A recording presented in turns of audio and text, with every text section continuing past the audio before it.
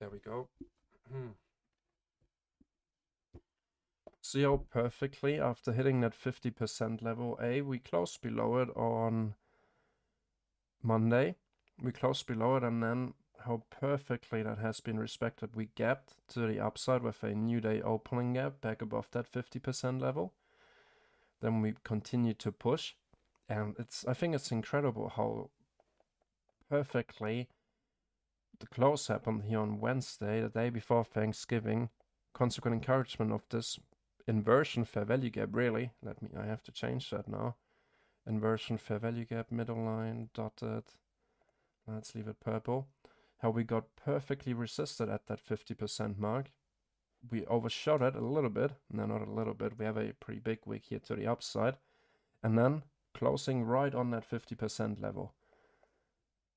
Like, no matter how close I zoom in, I mean, that's just perfect to the tick. To the fucking tick. And then we opened with a new day opening gap to the downside. Close, open. And we continued lower from here. And now we're already back outside of our inversion fair value gap. So from here, we could really see the DXY heading further down into the sell side below this little sideways movement here to the left. I really like that. Let's take a look at the weekly. Basically into this weekly fair value gap right here. It's not the last week of the month. We still have next week. Yeah. Then it's the 1st of December already. Fucking scary. That fair value gap kept on holding. We used the inversion right here and right here. The DXY on the daily time frame is really working out nicely. Really working out nicely. Let's take a look at EU to compare it on the daily time frame.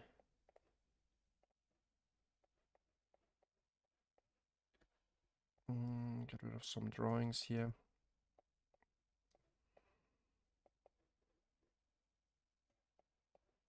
So comparing that to EU, we had the downtrend right here. We also hit the 50% if I'm...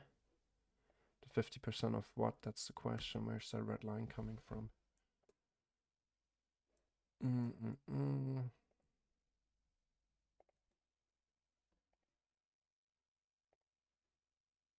Okay, we're already above the 50%. Let me drag that out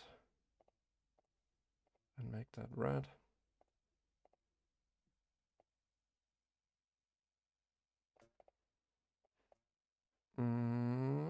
Kept holding above the 50%. If we invert the scale, that usually makes more sense. And here we stayed below. All right, so a little bit of a divergence. Above the 50%, we already hit that buy side, which would be equivalent to the buy side or the sell side right here on the DXY. We've already taken that here on EU. And the next buy side target here based on the daily would really be at 1.1085. Go to the weekly here quickly. Daily, bullish fair value gap. We don't really have inversion fair value gaps that we could use here. We haven't tested this one yet. Yeah.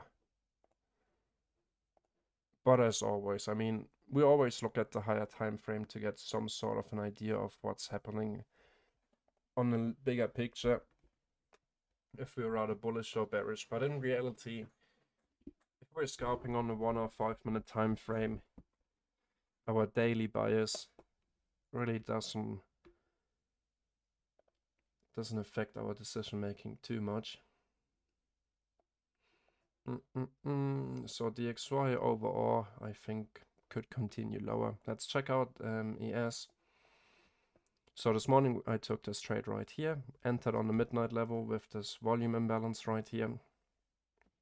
So we took out these equal highs and all these equal lows from Thanksgiving Thursday, bank holiday, until 1 p.m., short day. Now we're back to the midnight level. And this 15-minute fair value gap, let's start here from the 1 hour time frame. And get rid of all our drawings.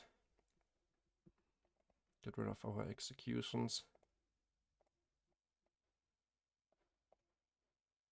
That's the new day opening gap, I guess. We don't need that. It's from yesterday. Let's check out the volume. The volume here is in the top left corner. So right here, that 8 a.m. candle right now has 4,188. Let's compare that to Tuesday 8 a.m. 23,000. I know the 8 a.m. candle is not closed yet, so let's check the candle before that. 7 a.m. 9,000. 7 a.m. 20,000. So roughly twice as much. And let's compare that to Monday. Here, 7 a.m. 16,000. So we can still see there's less volume in the market. Let's compare the London session hours right here. 4 a.m. 11,000 contracts. Let's round it up and say 12,000 and compare it to yesterday London session 4 a.m. 6,000.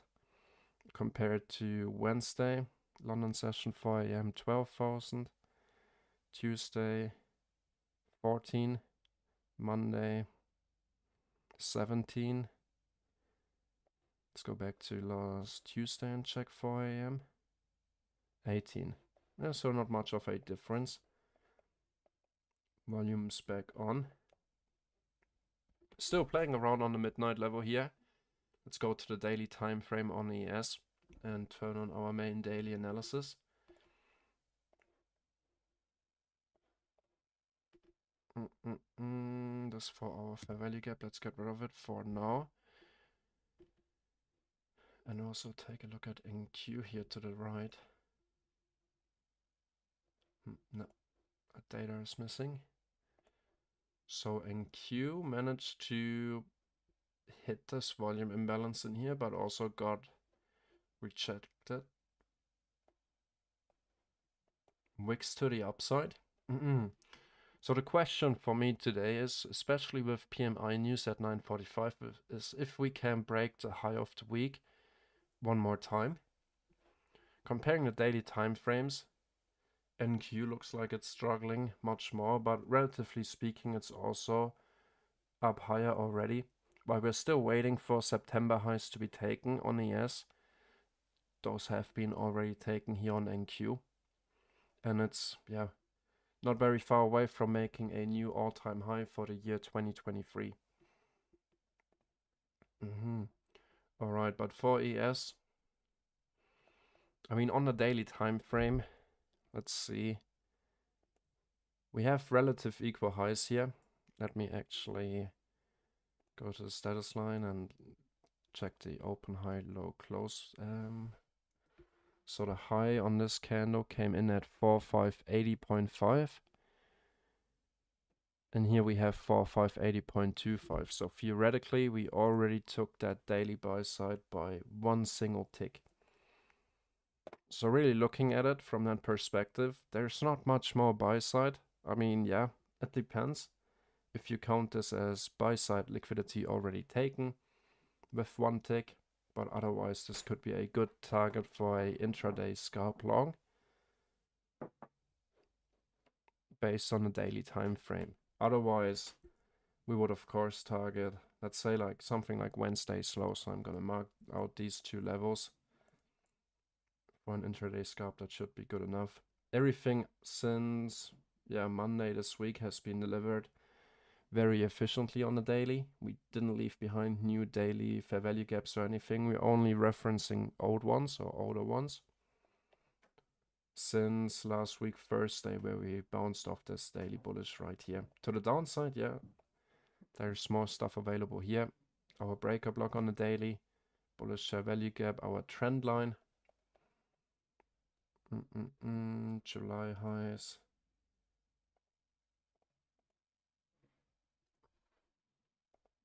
Let's get rid of that.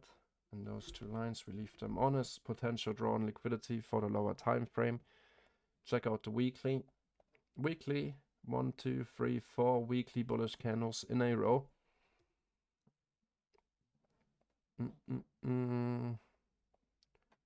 We're above the 50% of this. Yes. Yeah, just right now, me trying to frame my bias. So yeah, it's either gonna be buy side right up here, targeting the high of the week and these relative equal highs. And maybe if we see some momentum after Thanksgiving, potentially the September highs. So from where we are at right now, that would be 27 points to the upside to target that, or 26 points to the previous day's low.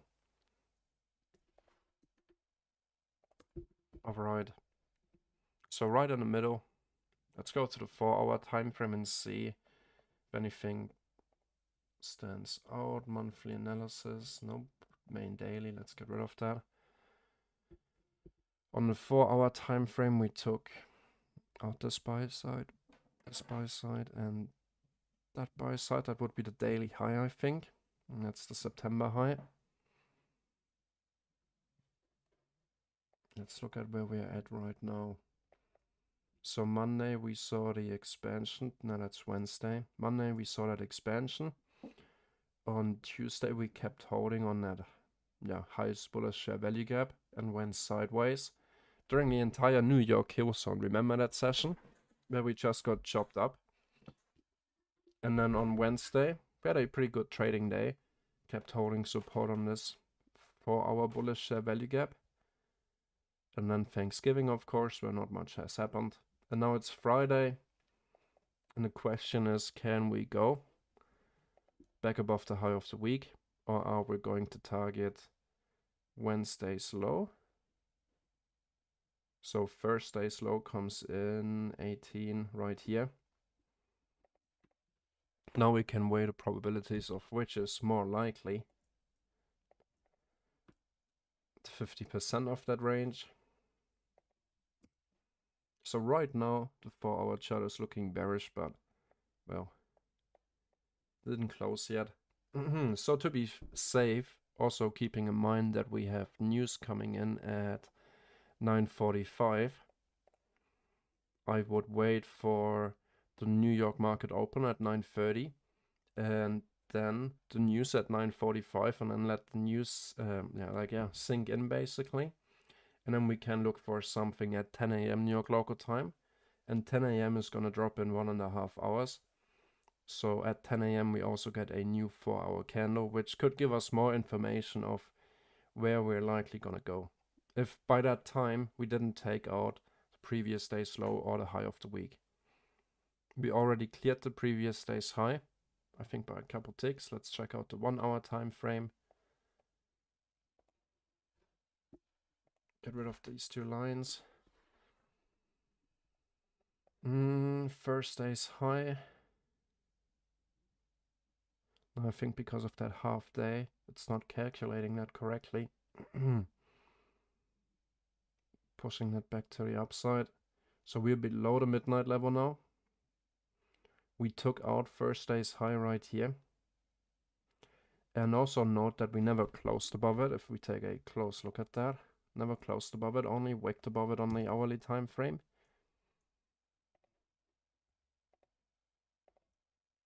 %50 of this wick to the upside here at 9 a.m. from Wednesday. So Thursday was an inside day. And what do you guys think? Are you more good morning or good afternoon, Marley? Yeah, there are some funded firm discounts depending on what you want to go with. So Apex Trader Funding, a future funding firm, currently has a 90% discount until I think the end of the month. Yeah, 4 more days.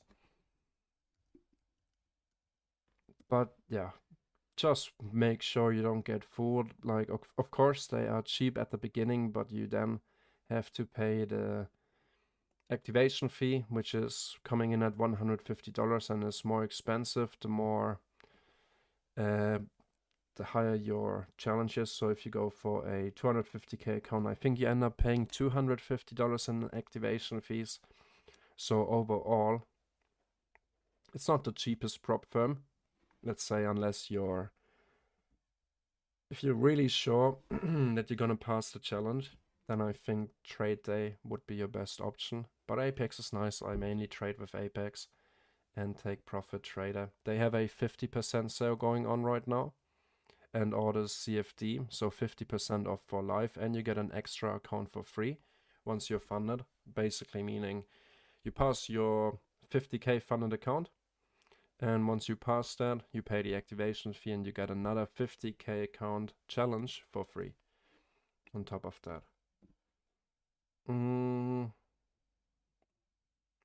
Yeah, and for the CFD funding firms, I have no clue. I think FTMO right now offers a 20% discount if I'm... Yeah, 20% discount on all FTMO challenges. So if you trade CFDs, I would take them up on that offer. FTMO is still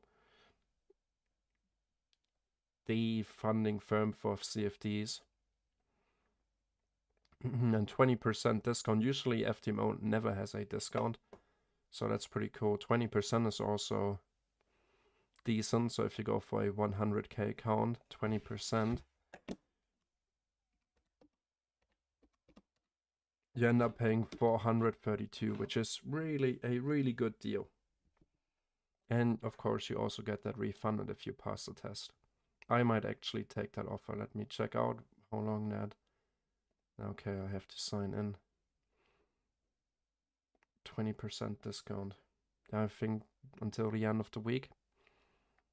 And of course, TradingView with the 70% discount on all their challenges. Let me actually check YouTube if we have 13 viewers. Good morning, guys. We're just getting ready. I can't use Tradeovate in Serbia.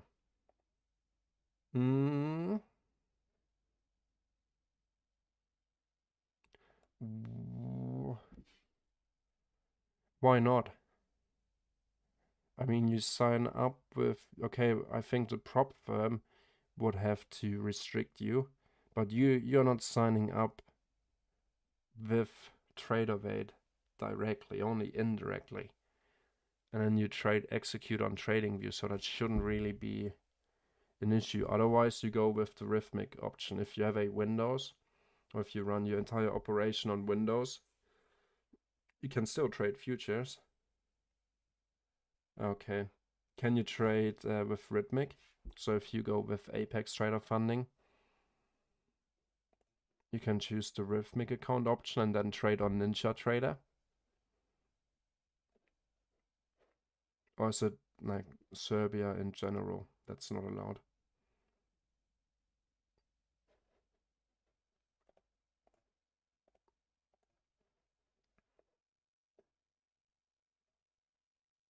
Otherwise, then it sounds like you are basically forced to trade with yeah, maybe try with a different prop firm. So for futures, I really recommend take Profit Trader, Trade Day, and Apex Trader funding. And yeah, otherwise, I think within Serbia, you shouldn't have issues with a CFD firm, but you want to make sure that you get in, especially if you trade like S&P 500, that you have a very low spread. Over here, if you go to the funding tab on the Discord, I created a spreadsheet for CFD prop firms. And the lowest spread with commissions on the S&P, I think comes in with funding pips, if I'm not completely wrong. I tested all of these CFD prop firms to check which one has the lowest spread for EU and the S&P 500. Yeah, and funding pips came out with a 3 pip spread. While most of the other ones, let's say for example FTMO, you had 4 to 5 pip spread usually. But it depends what you want to trade, of course. Overall, for CFD firms, I would recommend Funded Engineer, FTMO, 5%ers, and funding pips, I would say, because they have a pretty cheap challenge. But yeah, all that information can be found on the Discord for other people on YouTube. The link for that is in the description right in here. Join us on Discord.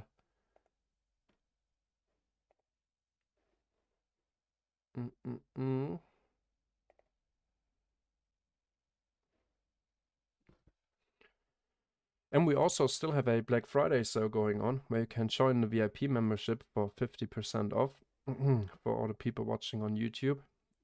Just use the link right here, bob.com, and then use the discount code SPECIAL50 for a 50% discount on the VIP membership.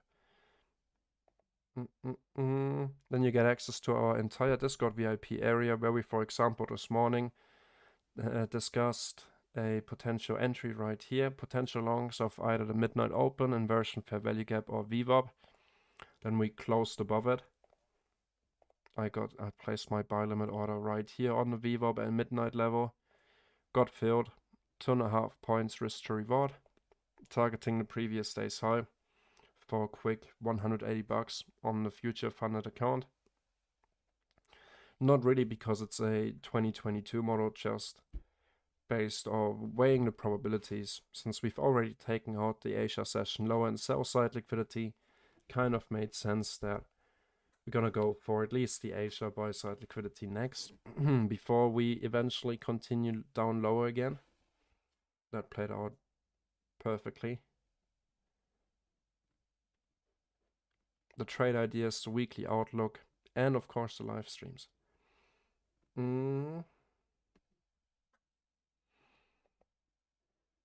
But yeah, otherwise I would really take that Mali. I would take that 20% discount offer with FTMO.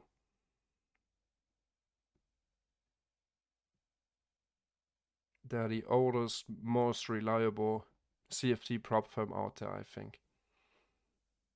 Their spreads are okay.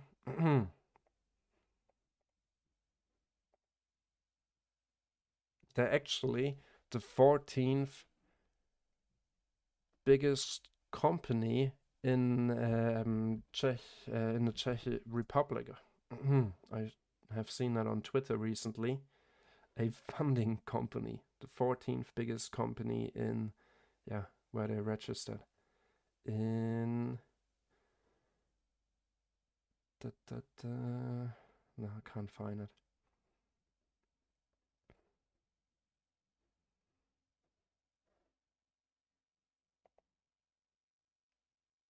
But of course, yeah. I don't know, I like being able to trade on TradingView. That's why I like futures. I'm gonna sign up with a CFD funding firm very soon. But I'm already with funding pips at the moment, but I just don't have the time to stream and trade on the 1 minute time frame using my futures funded account. And then try to execute perfectly as well on the CFD account, managing like all those things at the same time. I tried it before, didn't really work out for me the way I wanted.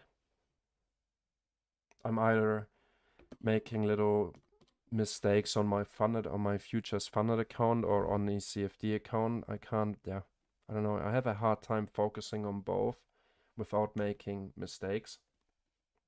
That's really what I want to avoid.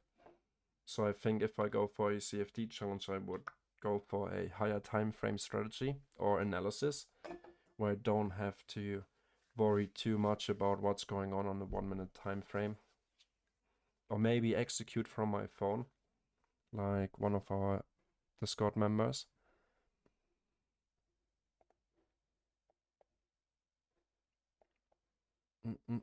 So 15-minute time frame. We put in place a nice M top right here. First move up without making a higher high. Let's take a look at NQ if NQ did something similar here on the 15-minute. Or if we maybe even have SMT divergence. 15-minute time frame. Yeah, I think we actually do. So right here, if we compare ES and NQ, we have the Asia session high right here. And right here on NQ. Did we take it actually? Asia session high or high of the day? Yeah, we managed to take that out on NQ and ES. Right here, that used to be the high of the day. But on NQ, we only managed to push into that area once. Then we rejected, made a lower high and a lower low already here. So yeah, we have SMT divergence, that's for sure. NQ also didn't go above the high from yesterday, right up here. And we keep digging into, we're already below the previous day's low. So SMT divergence at the high and at the low. It's not really helpful for our case. 15-minute time frame. But from what we can see right now, little M formation here at the high without taking out this high right here at 4574. Bearish market structure shift on the 15. Sell side would be coming in at 4566. Let's actually start with the markup. So right here we want to see sell side liquidity, the low of the day. Right here we have buy side liquidity. We spoke about that on the higher time frame.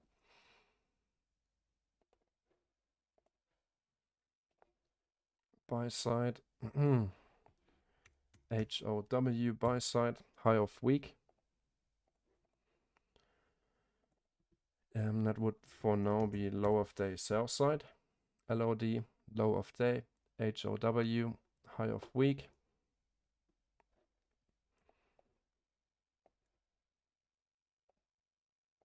Let's actually get rid of that. What's the time? 2:40, so we can turn on the 8:30 opening level.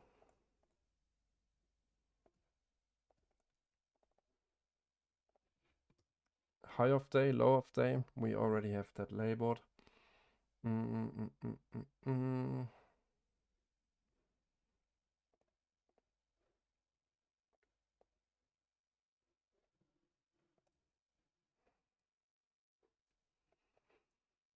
I like this for sell side liquidity right here. These two relative equal lows. That could be a nice target.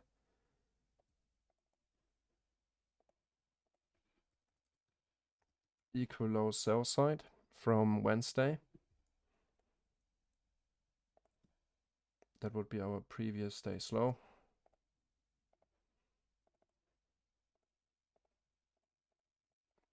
And our previous day's high. We've already taken that right here.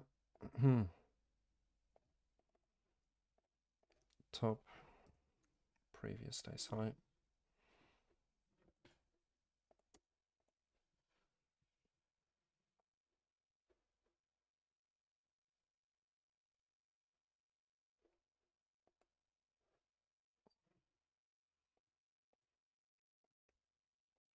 And now we have all the important liquidity levels marked out. We're down to our 5-minute time frame.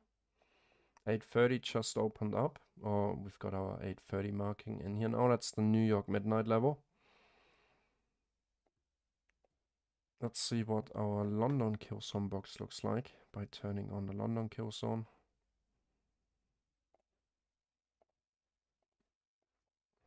So London already cleared the Asia low and Asia high. New York so far is within our London range right here. And usually when we see London taking both the Asia session low and high, let me find an example.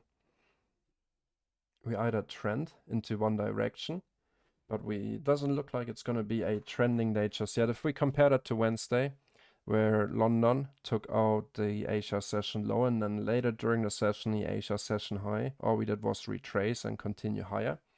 So right here, we didn't take out the Asia session high on Tuesday, only took out the low and continued lower for an expansion day. Let's see if we find a good template. This was Monday. Asia range looks similar to what we see today. And now we get that retracement for the continuation up higher. So most of the times what we see or what we could look forward to is for the New York range to just expand the London range right here. So if we use a rectangle, something like this. Once again, take out the low from the London session and out the high basically. Right now it's also pretty hard to say where the money's at. If you remember from Wednesday's live stream, we've been bullish all day. From the end of the London session, all we did was continue to go up. Then 9:30 opened up and we talked about, okay, where's the money at? The money is down here below each and every higher low. If the market makers look at their margins, at their customers basically, of where they have their stops, where's it easy to make money? It's not above here. It's only swing traders, but everyone, the entire inventory from the London session has been long. Wherever they got in, if they got in long, they trade their stop loss below each and every higher low, and then we measured out our 50% of the entire daily range right here. Sweep sell side below the 50%. We have done that. And from here on, all we did was retrace. We entered short on this bearish fair value gap right here. Let me actually grab the short position. Right around, that's the 50%. Got in at 4, 5, 6, 8 or something. Stop loss was right here at this high, targeting a 2 to 1, which obviously didn't play out. I closed the trade around break even towards the end of the day. And we even failed to take out this sell side. And now we have these relative equal lows here, which could be a nice target, leaving Wednesday's high as the high of the week. Retracing a little bit into the range. We will see, like I said, we wait for the 9:30 open and then the news at 9:45 a.m. Wait for the 4-hour candle to close and maybe we get a nice SilverBullet setup between 10 and 11. Otherwise, I've already made profit during London. I don't really have the need to force anything. But in terms of liquidity that we have on our chart, I think we're pretty good. We have the most important new week opening gap label color. I want that at 0.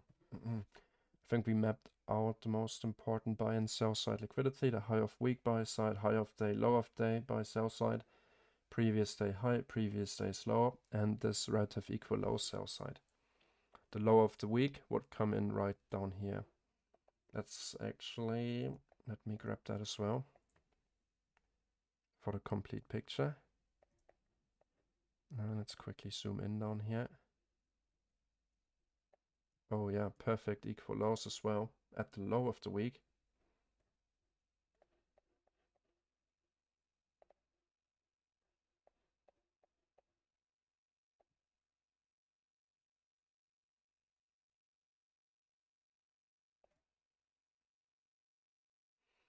Interesting, so I didn't knew that, but today we only also have half a day. There's no PM session today. So it's not a full trading day actually. I didn't knew that. We can see right here, if we look at the time, it's Friday, 10 a.m. So that's the New York AM session, and it's 11:12, and the market today is going to close at 10 minutes past 1 a.m. So there's no PM session today. Keep that in mind going forward today.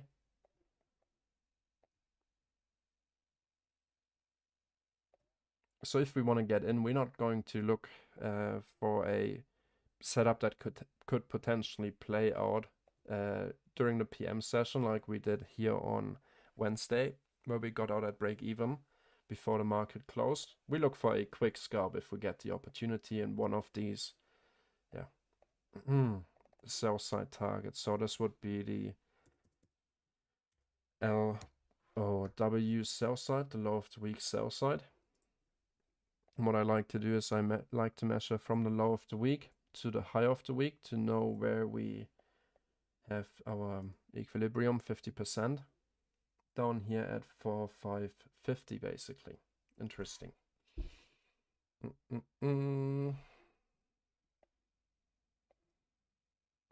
I don't think we're gonna get a massive sell-off or pump today, especially because it's only a half day, not a full trading day. That would be Wednesday sell side, and that would be Tuesday sell side.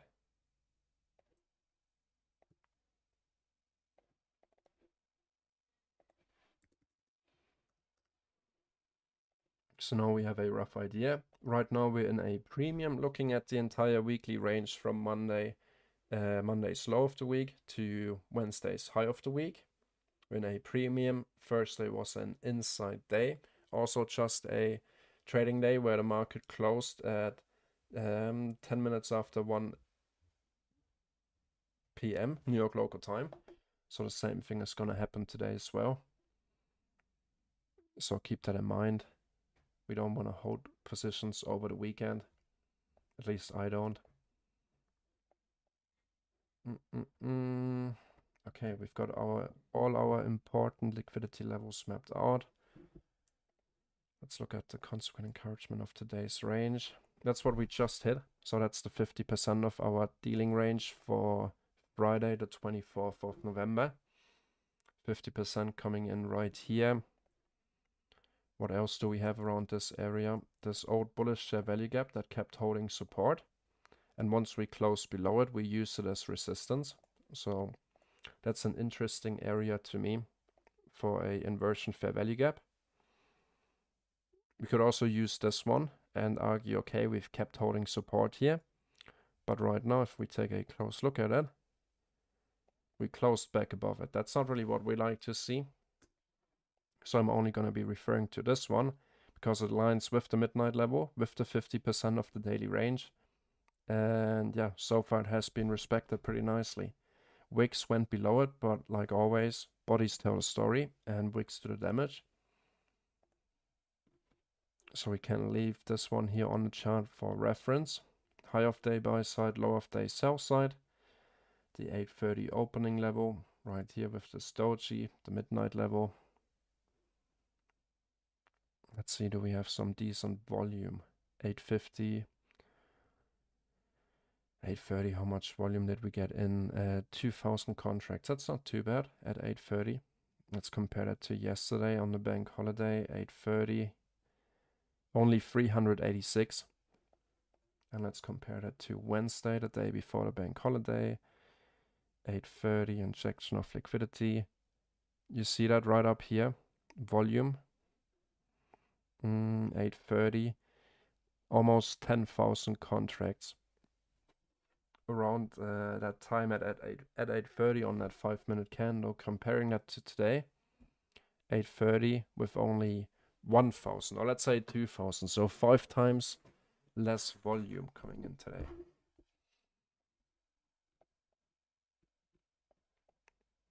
Once again, we delivered very efficiently, not leaving behind many fair value gaps at all today, even on the 5-minute time frame. The 1-minute time frame is kind of tough to look at. We see these bar coding ranges around the midnight paired with the VWAP where we just go sideways. But even during London, I mean, very efficient delivery. Not human made, that's for sure an Argo doing that. Controlled by humans though. We're back to the VWAP now. Did NQ take out the low of the day? No, it did not. But we can see that the wicks are being put in place for the downside. So there's buying happening down here. Right here, a nice pin bar rejection here. With a wick to the downside and almost no wick to the upside.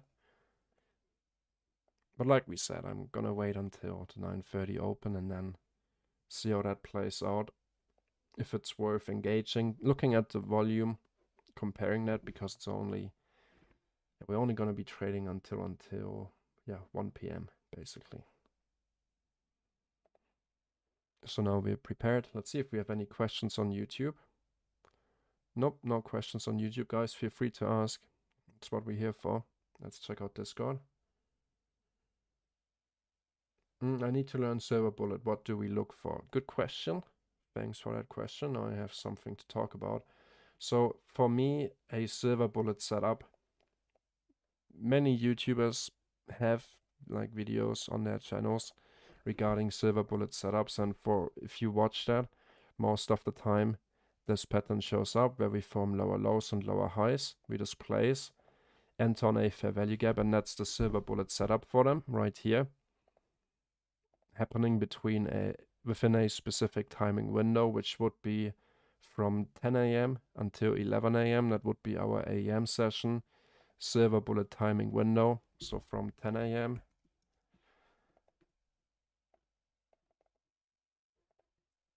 until 11 a.m.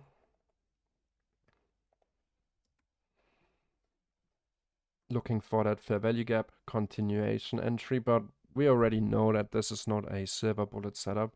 This is the typical 2022 reversal setup. For me, the SilverBullet setup, the way I understand it and the way I implemented it is, for example, let's say before we had this market structure here to the downside, we consolidated up here for a little bit. So right here, we move to the upside. We have ideally a nice and easy drawn liquidity. We can already see, okay, we shifted structure here. We flipped bullish. We came out of our 2022 bullish value gap. Let's say we might have missed that opportunity. I also don't care about the timing window. That doesn't matter, for me at least. I also only trade until 11 or 11:30. But for me, a SilverBullet setup is once we have a like super easy drawn liquidity to identify, like right here, equal highs. Doesn't have to be equal highs, could be the previous day's high. We already saw we shifted structure and we're moving away from that with volume, ideally during London kill zone or the New York kill zone. And now we leave behind another bullish value gap right here. So any bullish value gap on that move to the upside can be framed as a SilverBullet setup where we retrace and continue higher into our drawn liquidity. So yeah, for me it's just a, how do I say that? A very obvious drawn liquidity already with an existing trend. We already displaced, had our 2022 setup where we would be waiting for our take profit target right up here, the SPY side, to be hit. But let's say we missed that or we want to add to our position and scale in. Could use any of the fair value gaps to the upside once it's confirmed. So we form our lower low and a higher high, higher low, higher high. So but at this time, bullish market structure is confirmed, no questions asked. So we get in on the pullback using a fair value gap. We could use this old high as old resistance, now being used as support, overlapping nicely with a fair value gap here, the 50% retracement level of this new higher low, higher high leg to the upside. We place our limit order, get filled, targeting a very obvious drawn liquidity. That's usually what I look for if I look for a SilverBullet setup. That maybe I can find an example here on Wednesday, because Wednesday we had pretty decent price action. Let's go to the 1 minute time frame.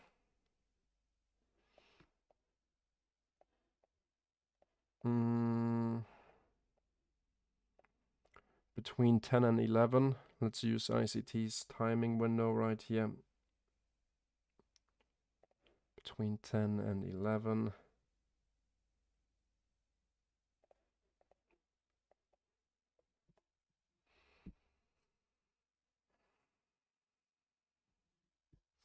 Well, I think to some extent the entry that I took on the live stream, if you guys remember.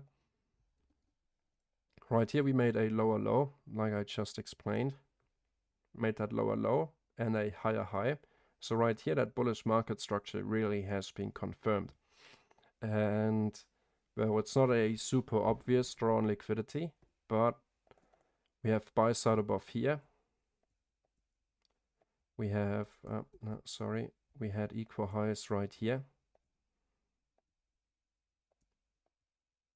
Let me zoom in here. We already moved to the downside. Now, really, I think the SilverBullet setup would be right here. A nice and clean one right within that timing window. Right up here, we cleared major buy side liquidity. We got our market structure shift to the downside. We wanted to get in on the short, but my limit order right here didn't get filled. So right here, we had our 2022 model, and we sold off pretty aggressively, taking out the sell side liquidity. Did we take out these equal lows down here? Yep. But more sell side liquidity could have been targeted, like for example this low right here.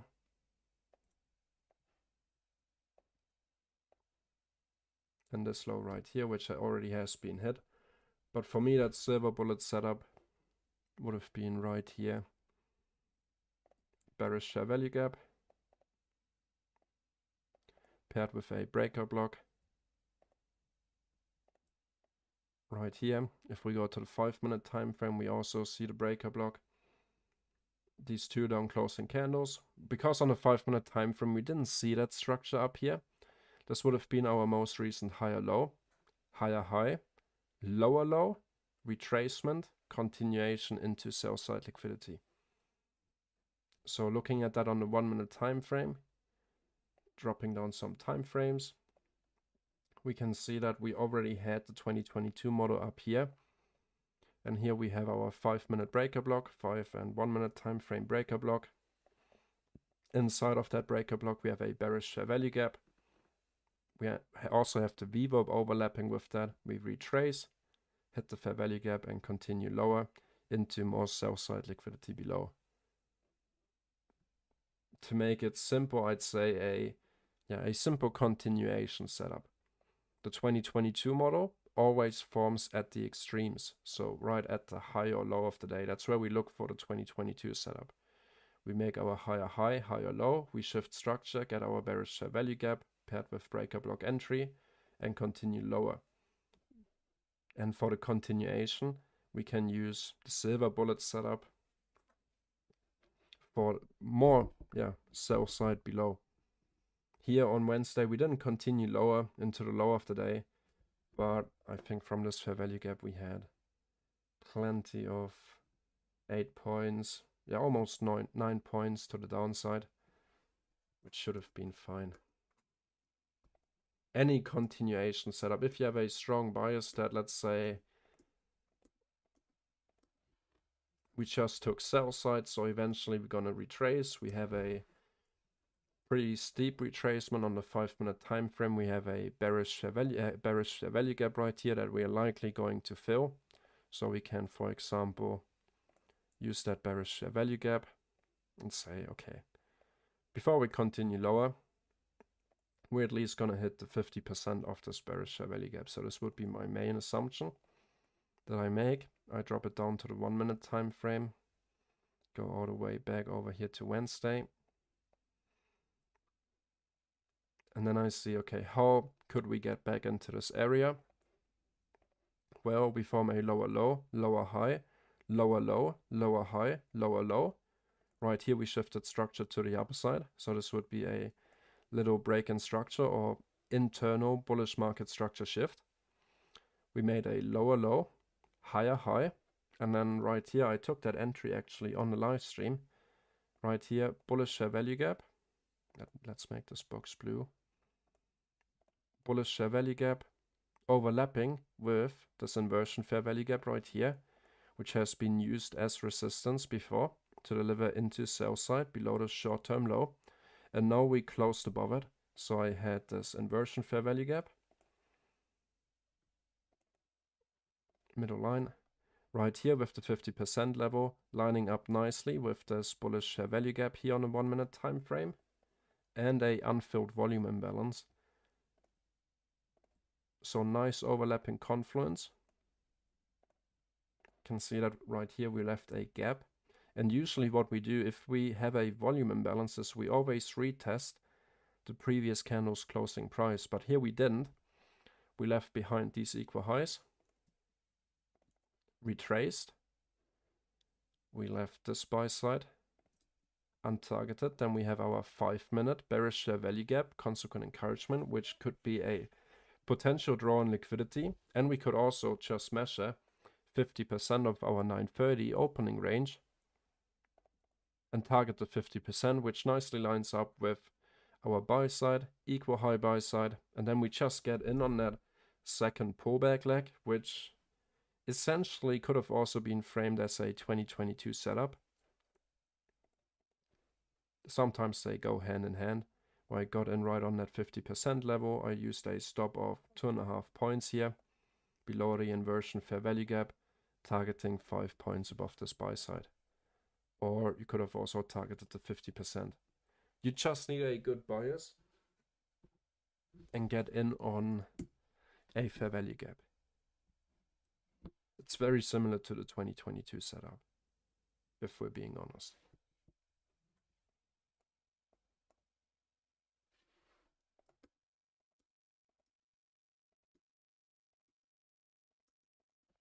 I hope that helped. I already made a video about it, so it might be worth checking that out too. But long story short, we're in bearish market structure. We get our market structure shift, 2022 model entry. We form a higher high, higher low, and continue with bullish market structure. Basically, every bullish fair value gap that we leave behind can be used as a SilverBullet entry, targeting some buy side liquidity up here, or each and every of these lower highs to the left. And to get into those areas, we use a fair value gap entry for the next pullback, continuation higher. Down here, that would be our reversal setup entry, the 2022 mentorship setup, where we also look for a fair value gap, or maybe sometimes just a breaker block down here to get our first long entry in, and then we could add to our position on each and every bullish fair value gap with our strong drawn liquidity, each and every of these higher lows that we had to the left. That would be the overall idea. Every single one of these fair value gaps can be used as a SilverBullet entry to continue higher. With the new bullish market structure, it doesn't really matter if you look at this from a fair value gap perspective. I mean, it's not a secret bullish market structure, higher highs, higher lows. And how would you get in if you don't use ICT concepts into a uptrend? Simply by using, no, not that. Come on. By simply measuring the pullback and getting in on a 50% retracement or a 61.8 retracement level, the golden pocket. Because you anticipate price to make another higher high. So right now we see, okay, we formed a higher high, higher low. We made a new higher high. So I'm expecting price to continue in bullish market structure, and therefore I'm measuring from the low to the high of the most recent price leg, and then I enter on a Fibonacci retracement level that I feel comfortable with, or if you trade ICT, a fair value gap that you feel comfortable with, or you just use Fibonacci retracement as well and align the confluences, 50%, 61.8%. Just continuing with bullish order flow. That's the entire idea. And down here, that's not the SilverBullet entry, that's the 2022 reversal setup entry. I hope that makes sense. Does it, Ryan? It's really nothing new to learn.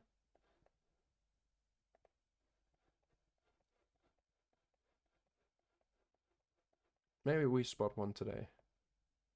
Come on. Where are we at? 1 minute time frame. Higher high, structure shift to the downside, back below the 830 opening level.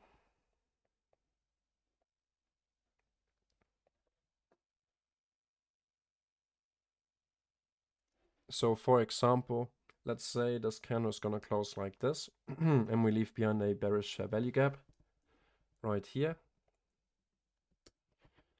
We would place an entry, let's say maybe right on that 830 opening level.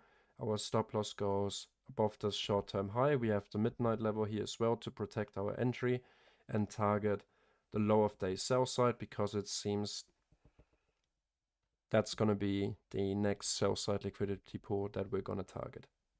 So we have a pretty strong drawn liquidity being the London session low of day sell side. We have a bearish fair value gap above. We wait for the retracement into that fair value gap to fill the inefficiency before we make that next leg lower. Because we have a strong bias that's going to be our drawn liquidity.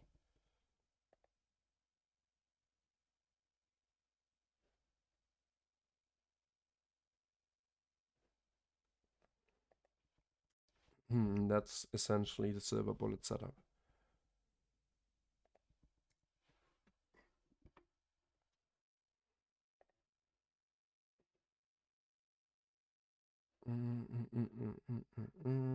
Let's check out YouTube. Does everyone agree?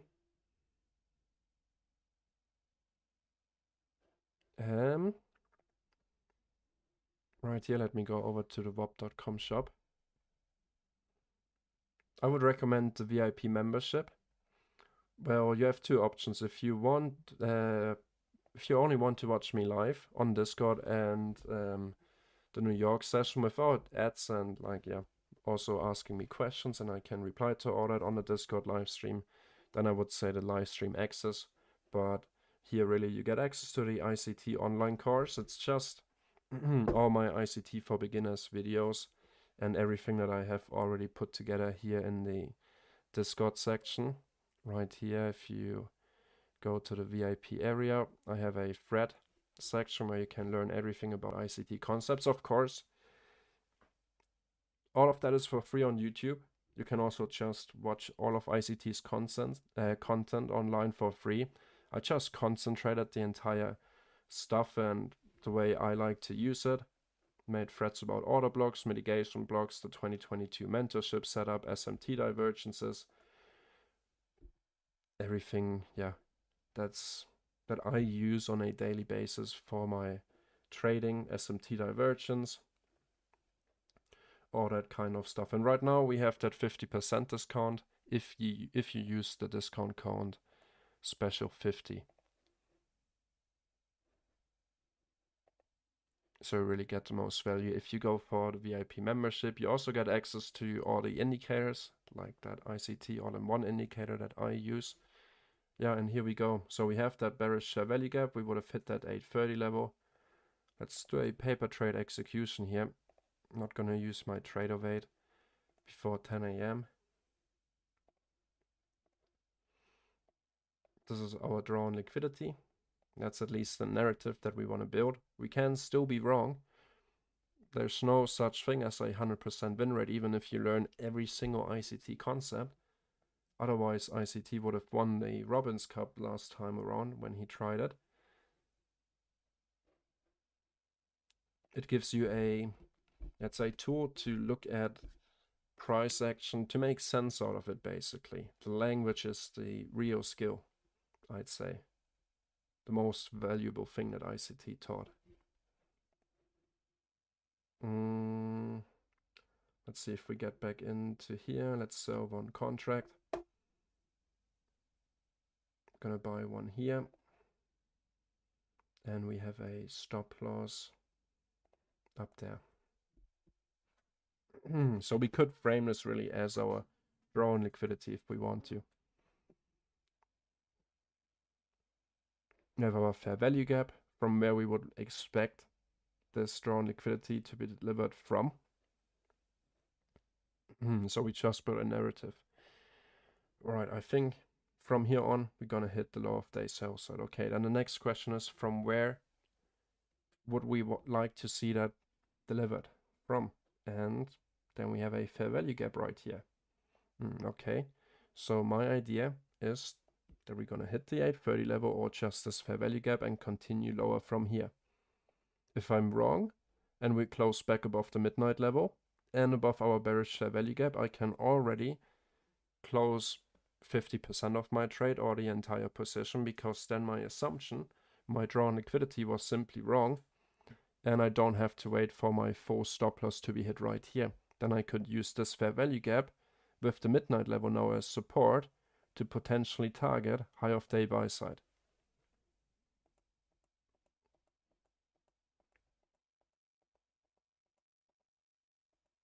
Just a little bit late, but we see our entry level, the 830 opening, has been hit, and we already continue lower from there. Let's see how that plays out. Take a look at the DXY and EU. Drop it down to a 15-minute time frame. Yeah, no, gonna focus on ES this morning for a quick 2.5 points into the low of day sell side. Using this bearish value gap.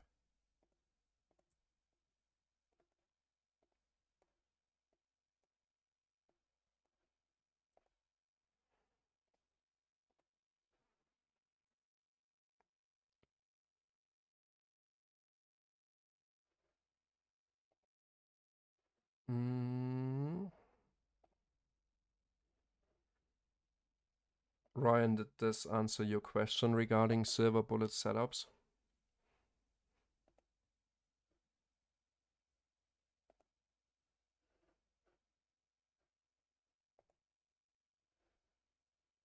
Let's see how that plays out. Now we open with a volume imbalance. Like I said, we have a early indication of when we are basically wrong. So once we see a candle close above the midnight level right here, this dashed line from the ICT all-in-one indicator, then we can say with high conviction that, okay, our drawn liquidity was wrong. We are putting a double bottom formation in here, or whatever you want to call it. And we would now use this inversion fair value gap as support to target this buy side liquidity right here.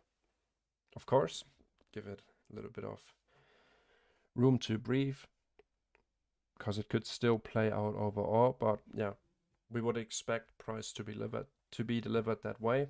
At least that's how I'm doing it. That's how I got funded.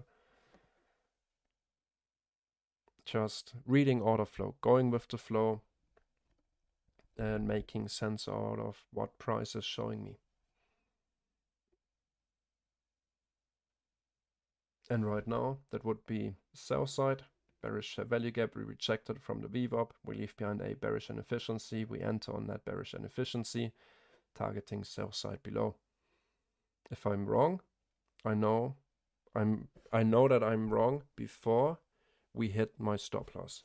So once I see a candle close above here, I could already exit the entire trade, knowing that we're likely gonna run to my stop, which would be right here, this 8:55 a.m. buy side liquidity. So let's see, we might get filled. Can look at the 50% level of this fair value gap as well. This could be an early indication. If we close above that the fair value gap will likely fail.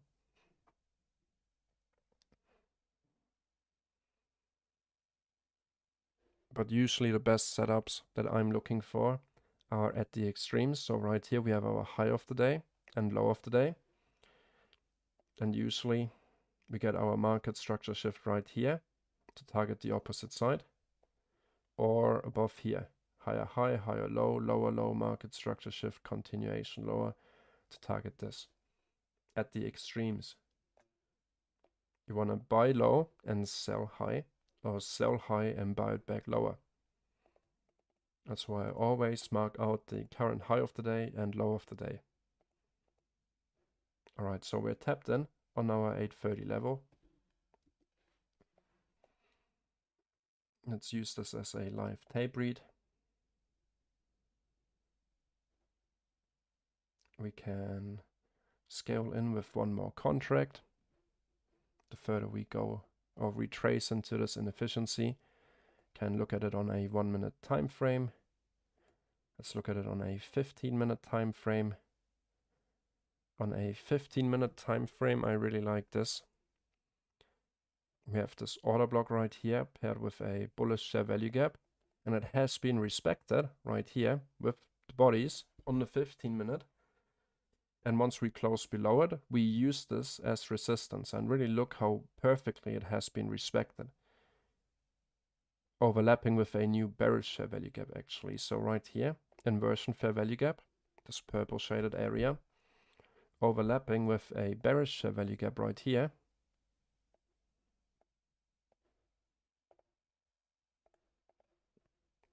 Dropping it down to a 5-minute time frame, that's what we're looking at. Can see, okay, we get some bullish momentum. I'm gonna sell one more contract right here.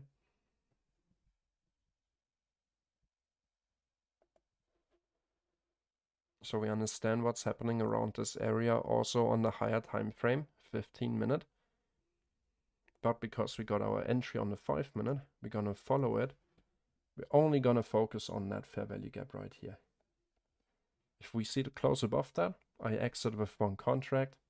Let's actually modify that. Use 2 units before the market open. It's 9:15. So let's see how that plays out. It's a practice paper trade. Keep that in mind.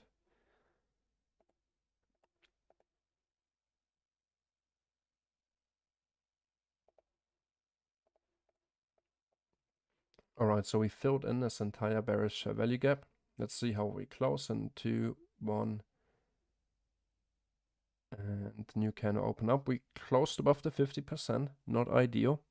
So we don't want to see that next 5-minute candle to close above our bearish value gap. Otherwise, we can already say that our idea that we're gonna hit this sell side liquidity pool below is likely wrong. We hit the midnight level again, filled in this entire inefficiency. So in reality, from here, we only should continue lower into sell side liquidity. These equal lows, the sell side from 8:30 and the low of day. If our drawn liquidity is correct. If it's wrong, we're gonna run for this high.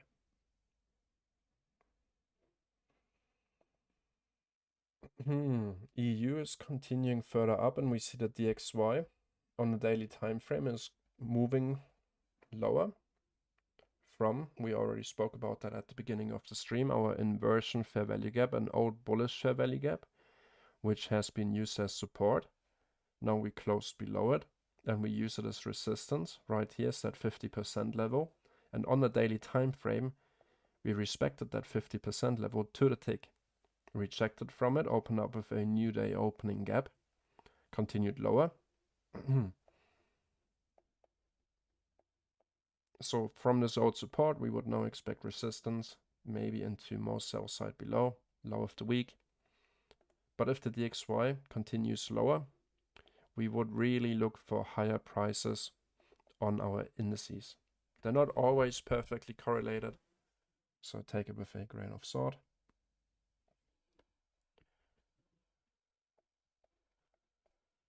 So after filling in this inefficiency, best case scenario is closing back below it.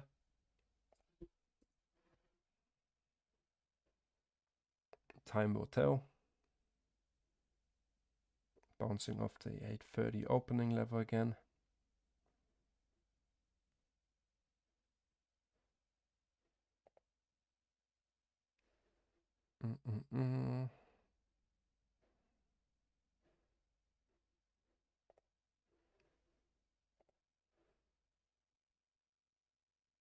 Yeah, it's a continuation strategy, Peter.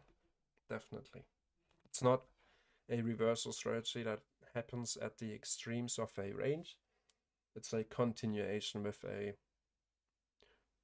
good gut feeling that we're gonna continue into that direction. Ideally with nice market structure. And right here, that's really where it's getting tricky, because we don't really have clean market structure here. We're still within a range. We're inside. Like I said, ideally we would like to see in a perfect world lower lows and lower highs, make a last lower low, go back above our most recent lower high, making a new higher high. Then we get our reversal setup at the extreme, at the low of the day, make a new higher high. Then we have the confirmation, okay, we shifted structure, we made a second higher high in a row. Can use a Fibonacci retracement level. We can use support and resistance. So at this point in time, you would expect support on this old high, which in this example is lining up nicely with our 50% retracement level of this push higher, because we don't anticipate price shooting up without ever retracing. We expect the zigzag to continue. And then we could simply use a fair value gap entry, a Fibonacci retracement level, or we can combine all these confluences together to get a higher probability setup. So a fair value gap around the 50% or the golden pocket 61.8 retracement level. Old support turn into, now old resistance turn into support for the continuation move higher. And the higher we go up with the market structure, forming a new higher low, making a new higher high. We still have buy side to target, so we would anticipate what is price going to do. Retrace again, make a new higher high. Retrace again, make a new higher high. Of course, in reality, we know sometimes we make a lower low and still continue higher and do not deliver perfect market structure every time. Like right now, for example, where we're still inside a range. Nice. So after filling in this entire inefficiency, we close back below the 50%, open up with a bearish volume imbalance. That's very nice to see. And we immediately continue lower. We're already in profit. Our first take profit target is going to be the sell side liquidity pool at the low of the day. And now in reality, we could already trail our stop above this high because the inefficiency has been filled in. If we move back above it, there's really no reason for us to stay in this trade. So I'm going to get out of one contract right here at the midnight level. The other one is going to stay. Now I'm also going to trail it above this candle's high, because our scenario played out. We hit the midnight level and filled in this entire inefficiency. So at this point in time, after already moving away from it again, there's really no reason to get back into this area. It has been delivered efficiently now, unless we want to see higher prices with the New York Open. Otherwise, our anticipation drawn liquidity at the low of the day should be right, should be correct.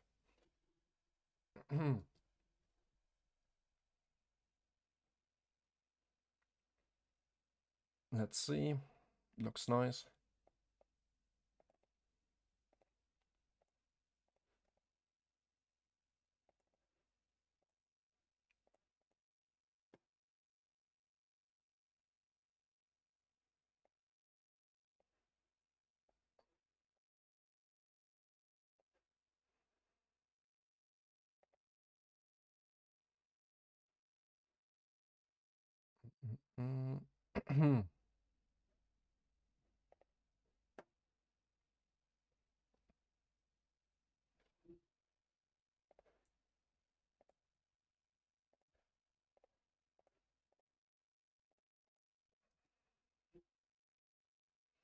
What's the time? In 3 minutes we have the New York Open.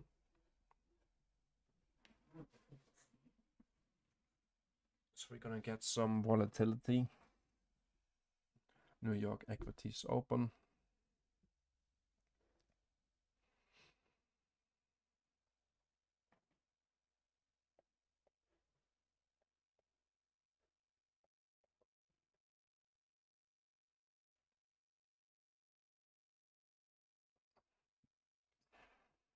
Let's see if we're gonna make a lower low here.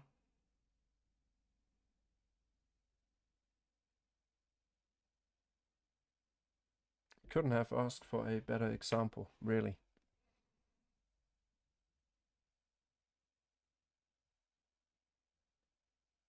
Okay, so we touched this low.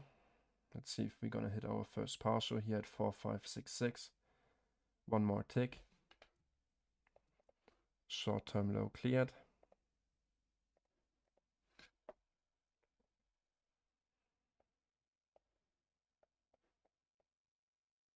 Volume imbalance likely is gonna remain open.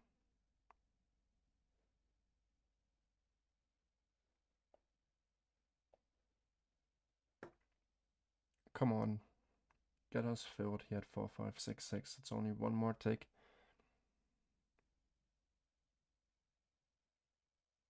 We have 1 more minute until the New York Open at 9:30.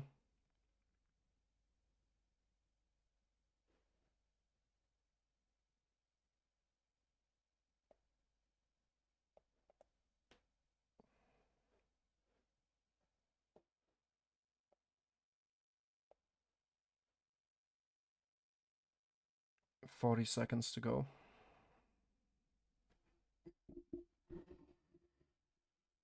Take a last look at the DXY. Can see that EU took out the high of the day one more time. Alright, we hit our level, but we didn't get filled yet. Happened too quickly. 20 seconds before the New York Open.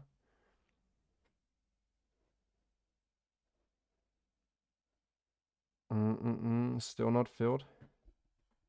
Alright, we're filled with our first contract. Low of the day sell side has been hit. So right now we are at the low of the day, forming a new low. I'm gonna move my... Come on, hurry up. Buy stop to break even. If we get back above the 830 area, I don't want to be involved anymore. I want to see if we can continue into the next sell side liquidity pool that we drew up earlier, which for me would be the previous day's low, and accelerate into that.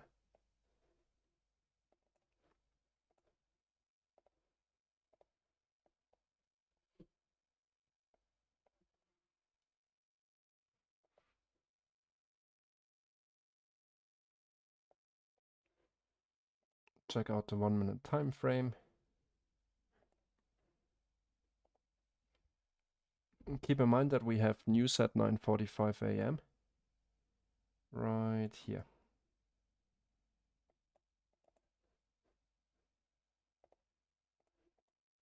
And there we go. Perfect.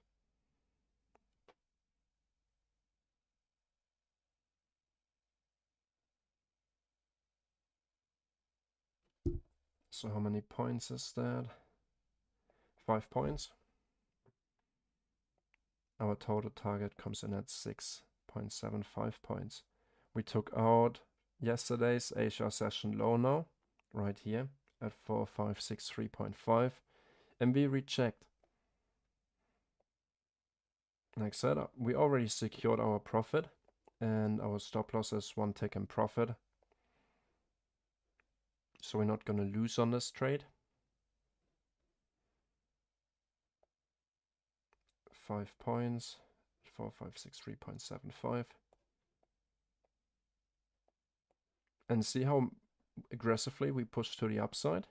So let's see if we're going to get stopped out here, because then we could eventually, after taking out the low of day sell side, target high of day buy side. And like we said at the beginning of the stream, most likely what we're going to see is the New York session to expand the London session range. Asia consolidation, London takes out the low and high of Asia, and New York is doing exactly the opposite. Not the opposite, but the same thing for the London session, taking out the low and then taking out the high. Alright, so our second contract has been stopped out at break even. Trading executions.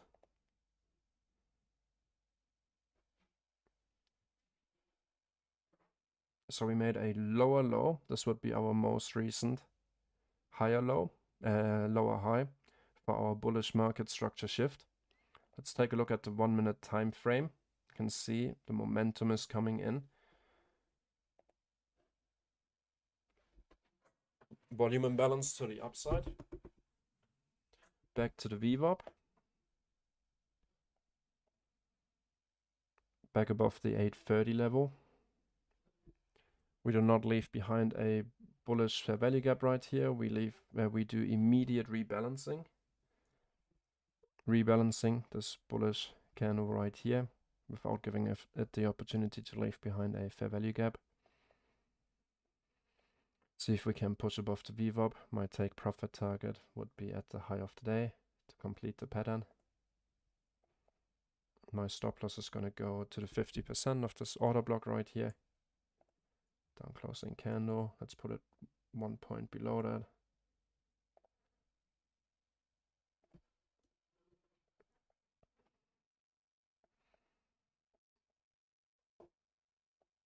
So we're back in that 5 minute bearish fair value gap that we used earlier to target sell side. Now we have a new 1 minute bullish. Let's see if we can continue to tape read here and just deliver perfectly. Short-term low cleared.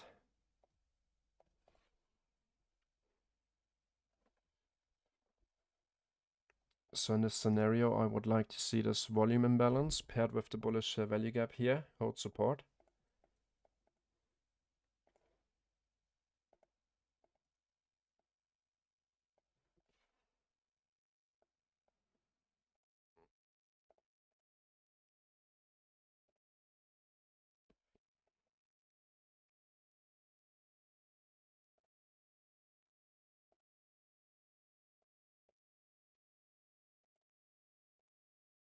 Volume imbalance. Okay, that's not ideal. But as long as we hold this bullish value gap, I'm gonna stay in with 2 contracts. We open up with a bearish volume imbalance, rejecting once again from the midnight level and the VWAP right here. We get decent volume. You can see that right up here for the New York Open. New York Open candle 930, 8,000 contracts, 6,000. That's pretty good. We want to see this bullish fair value gap to hold support to take out these equal highs and shift structure. Otherwise, we're just going to chop maybe or continue lower to target the previous day's low.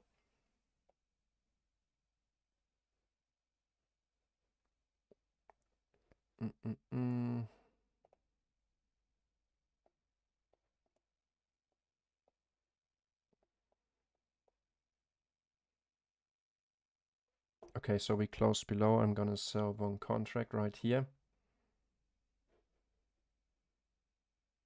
Looks like we're going to get stopped out.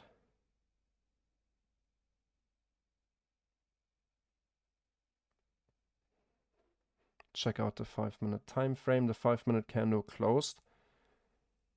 Respected the volume imbalance right here. Let's see if we respect the order block or if we're going to get stopped here.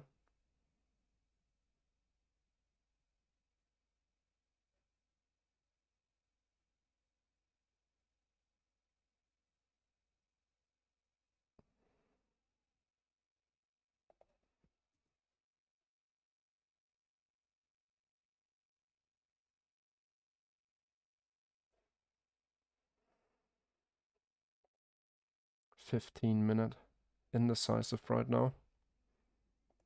1 hour time frame. 5 minute, 1 minute. Let's take a look at NASDAQ as well. NASDAQ also took out the low of the day. And NASDAQ actually took out Wednesday's low right here, the AM session low. ES did not do that yet. But we also saw that strong pushback to the upside. If we look on the 5 minute time frame, we took out the low. And if we drop it down to the 1 minute, we had a market structure shift already on NQ. So we want to see if this fair value gap here on NQ holds support, or if we negate that and continue further to the downside. But for NQ, that would be the 2022 reversal setup right here coming from the low of the day. paired with a bullish fair value gap and this order block right here. So we would like to see NQ to hold support around this area. Put our stop loss below the low of the day. And of course, we can always be wrong. ICT is not a 100% guaranteed win rate strategy. That strategy simply doesn't exist. And we also have to understand that there are lower and higher probability days. That's why right here, that's why you see me only trading on my paper trading account right now. And it's also Friday. Fridays for me are more about capital preservation. On my funded account, I'm up, I think, $1,300. And on a half trading day, that's really not worth it to me. Oh, I wanted to get out at that point. Now I'm short. Let me close that position here. Yeah, so Fridays for me are generally always more about capital preservation, not generation. Preserving my profits that I made throughout the week. So we can see NQ close below the fair value gap. Might still play out, but not sure. Let's leave that on here. Yes, close below the 50%. Here on the 1 minute time frame. 5 minute time frame.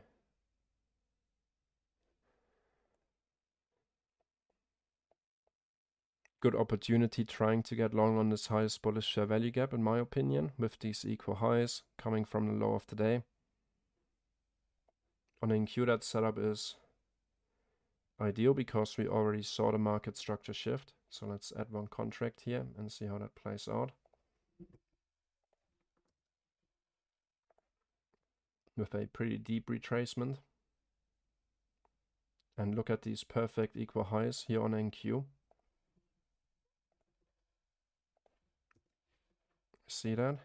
So on ES we have perfect equal highs at the midnight level, and on NQ as well, right here. Nice buy side liquidity. That's going to be a target eventually, especially because we have already cleared sell side liquidity here on NQ.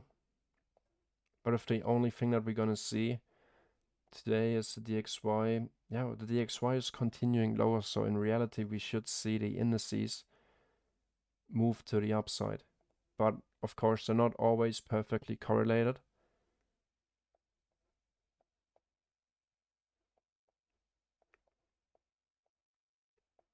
Let's see how we go and leave both charts open.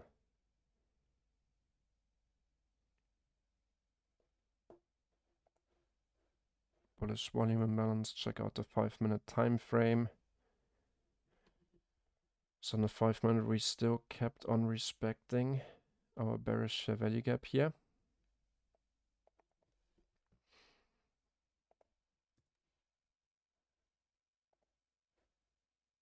Let's see, and first of all see if we have any questions. Thank you, thanks for the feedback. I'm streaming live every day. Good morning, Agent Smith. Newly funded trade day trader here. Do you already have the funded row still? Yeah, there we go.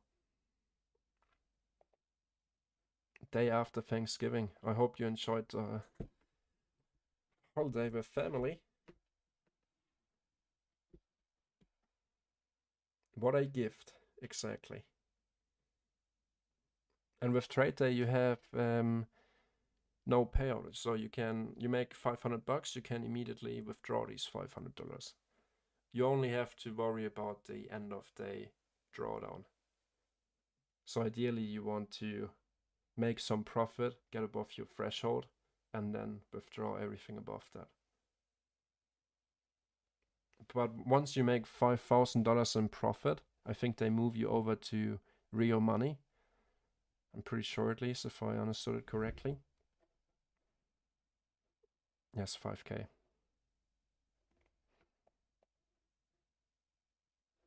Let's go, H. Smith. I know you got this. Maybe not today. I'd say I stay away for the New York session today unless I see a plus, very high quality setup. I'm already up for on the funded account with $175 during the London session. So I'm content with that for this post Thanksgiving Friday here. Keep in mind that we also do not have a PM session today. The market is going to close at 1 p.m. New York local time. It's only going to be half a trading day.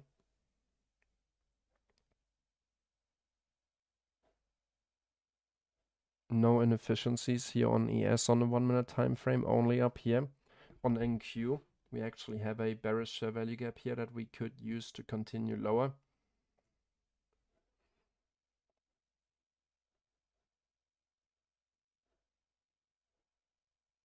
That's not really the ideal price action. Glad I'm only trading on my paper account. On Wednesday, we really had a very beautiful live stream with nice price action. Okay, bearish volume imbalance. I think that's gonna target the previous day's low, like we anticipated earlier. Just looking at the 5 minute time frame, where we got in short on this bearish value gap right here. When I explained the SilverBullet setup, got in short with 2 contracts right here. We secured 1 partial, and our second contract, the target would have been the previous day's low. First day's low right here, but we retraced all the way back up to our break-even level. That's where we got stopped out with 1 contract. Then we tried to long this bullish value gap paired with the inversion. Stop loss at the 50% of this order block right here. But unfortunately that didn't play out.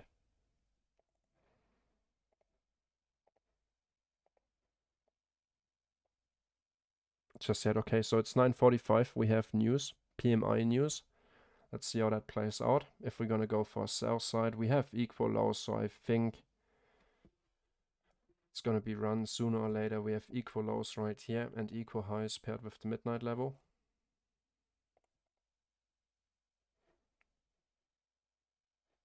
Right here, Forex Factory, Flash Manufacturing PMI and Flash Services PMI at 9:45.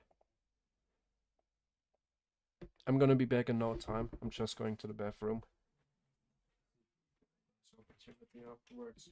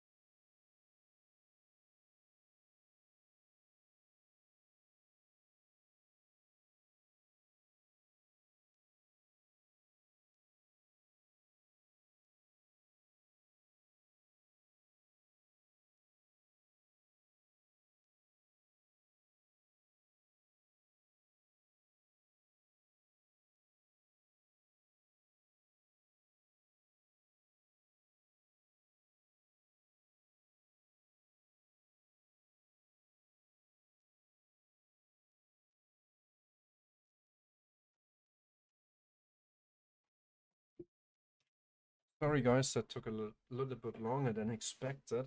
I see that we took out sell side liquidity here, these two equal lows.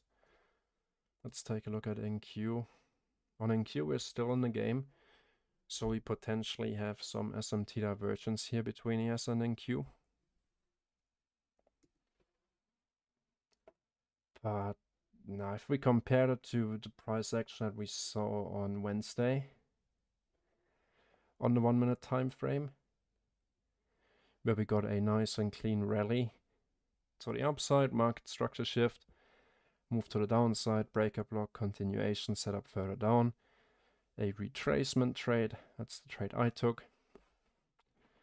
Really not too clean, so far I think only saw chop here on the S. Let me go back to the right here. Check out the 5 minute time frame.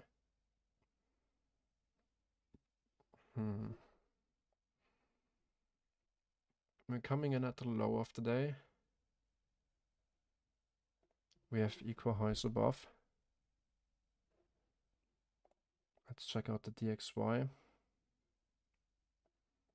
EU is continuing to make higher highs, so we should really see the indices catching up with that. But well, it's post-Thanksgiving. H and Smith. What's it like in America? Then 2020 raw apex to 150k profit today. Short to 4552. What's it usually like in America? Is Friday like a gap day where everyone is still on a vacation because they get first day off work, and then Friday they use a holiday day to have a long weekend? Or is it automatically a long weekend? Yeah, okay. Extra day off Friday too. Go back Monday. Okay. So a long weekend. Going to the spot today. That sounds like a plan. So you're not at Walmart or anywhere where you stay in front of the supermarket or of that market and go nuts on the Black Friday, like you always see on social media, where people punch each other. Taking Chica friend. Nice. Sounds nice. Enjoying the long weekend. So DXY still continuing lower, almost back below the 50%. While EU is continuing higher.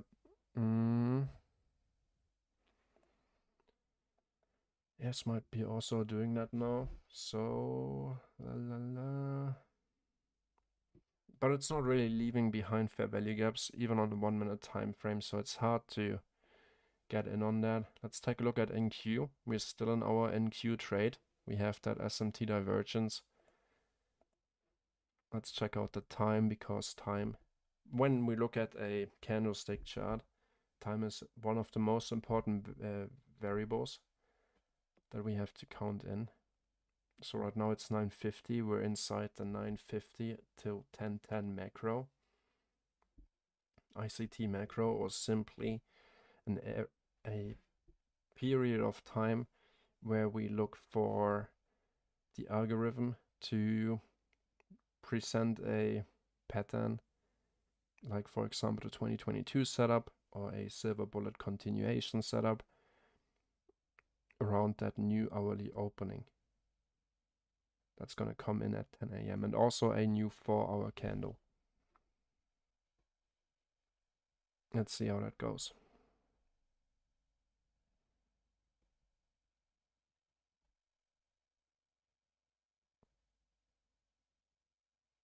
So far we are out at 1 out of 2 trades. We caught a short of this bearish share value gap into the low of day sell side.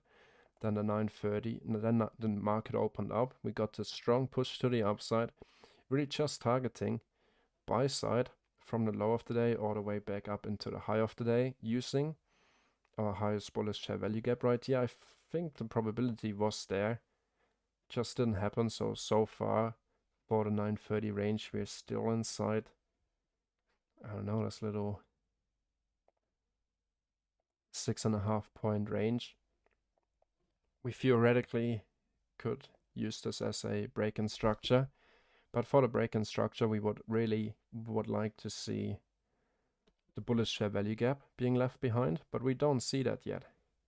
So the only thing that we could potentially use would be this bearish fair value gap here. So we're going to map this out.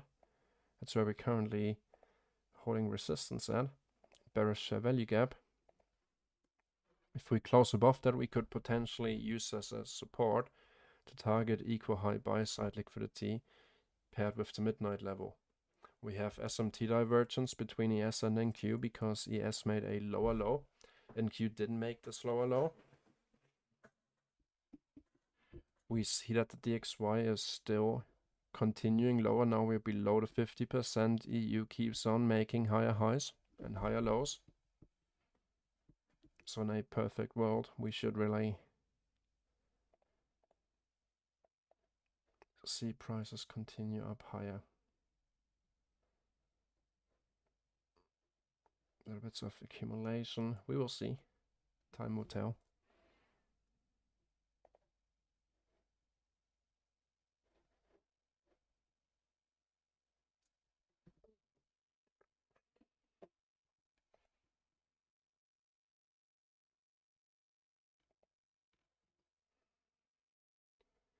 Thai massage. Tear massage. Thai massage. Nice. I miss being in Thailand. Those massages were cheap.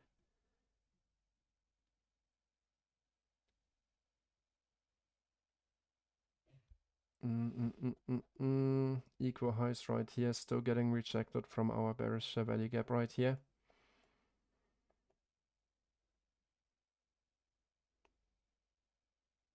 So far we just haven't seen the momentum that we would expect right after the 9:30 open.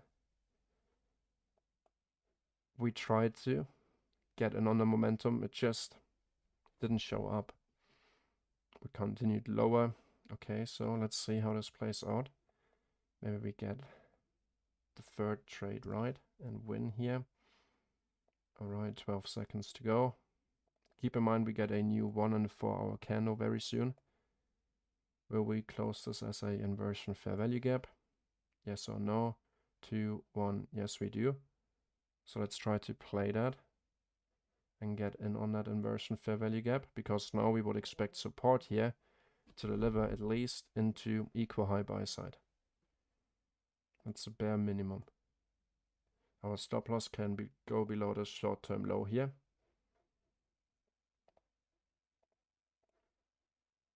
That's our trade idea.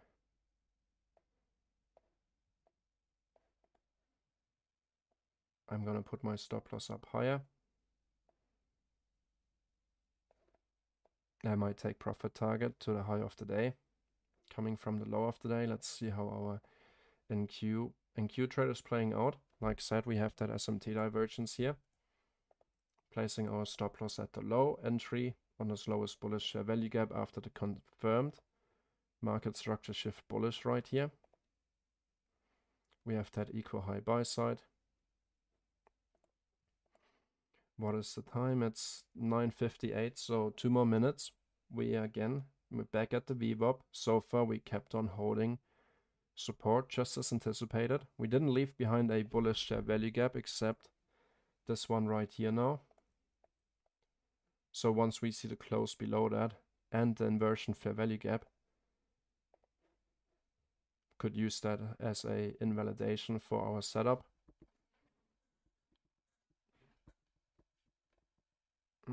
Volume imbalance, that's likely where we're getting rejected right now.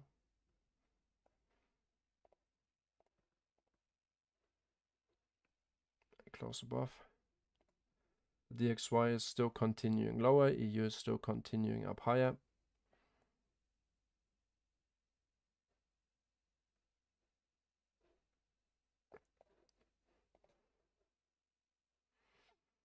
Still not able to close above the volume weighted average price. 1 more minute before we get a new 1 and 4 hour candle So let's look at the 1 hour time frame right here. Looking rather bullish, but we're starting to get a rejection wick here coming from the low. And let's look at the 4 hour time frame. Same thing here.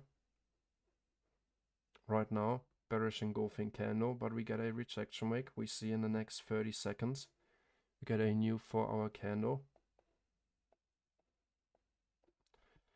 And using that, we would like to see this area to be respected. A wick can go below it, wicks to the damage, bodies tell the story. We want to see this area holding support to deliver at least into this equal high buy side right here. And at the moment, looks like we're doing that. 2, 1, nice. Bullish volume imbalance to the upside. We kept holding support on that area. So I'm going to trail my stop loss just below the low, managing my risk actively.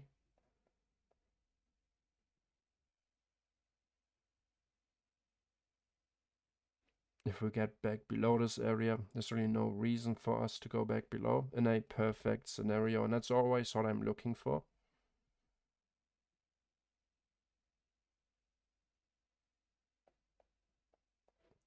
Let's take a look at our NQ trade. NQ is still struggling, while ES is already very close to that 930 high right here. There we go. Alright, so here's our explosive move from the area where we anticipated it from. We took out that equal high buy side. Let's see if we can continue. We closed right at the midnight level. My stop loss stays below the short-term low right here. Let's take a look at NQ. We didn't see that push on NQ. NQ is lagging behind here.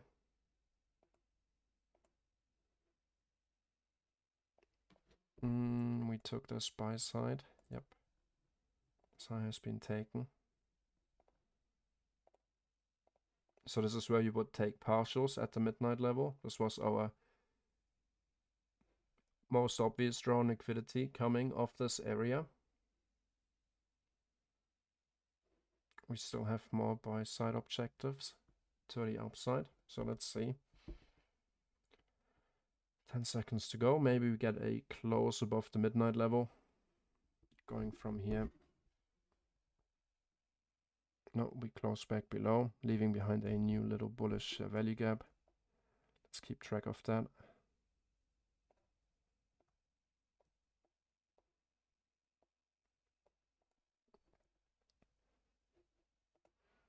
DXY continues lower while EU keeps on going higher.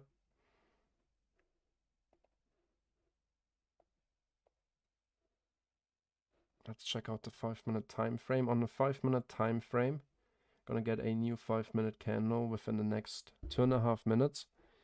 And earlier we used this bearish value gap here to frame lower prices, and that worked out perfectly. So now ideally, on the higher time frame, we would like to see the candle close above the bearish fair value gap here, flipping it into a inversion fair value gap for the continuation higher. So best case scenario, this 5-minute candle is going to close above 4569.5. Then we have a 5-minute close above the midnight level and a 5-minute inversion fair value gap. So that's going to be one more candle. Right now we're back above that. We can use this bullish fair value gap for the continuation setup if we want to add size to our position. Let's try that. Let's practice anyway right now. Keep on selling off so that narrative still fits.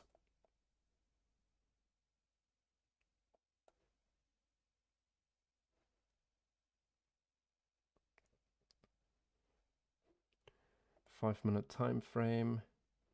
2 more candles. This is 10:03. Okay, we're back above midnight. Volume imbalance. Alright, so this candle close is going to decide where we close on the 5-minute time frame. And remember, we wanted to see the close above 4569.5.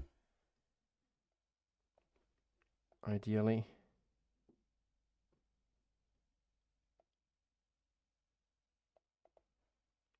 $40 seconds to go. Let's take a look at NQ here. NQ is still struggling. So we see ES being relatively speaking up here, while NQ is not doing that. At least right now. 20 seconds to go on that 5-minute candle. 10 minutes to go on the 15. Come on, give us the close at 4569.75. 10 seconds to go. 5, 4, 3, 2, 1. Damn it. So we close below on the 5-minute time frame here. We don't have a confirmed inversion fair value gap yet. We have a 5-minute confirmed bullish fair value gap here. So there's reason to believe that we could retrace lower. Use this area as support now. If we do our tape read on a 5-minute time frame, that's what we would be working with. Entry, what happened right here? So on the 5-minute time frame, we took out these equal highs, and there's short-term high right here. Coming from the low with the SMT divergence down here, we had our break in structure on the 1-minute time frame. Here's our bearish value gap that we used earlier to frame the short. It's still bearish because we didn't close above it. We have a volume imbalance here on the 5. And a bullish value gap paired with that.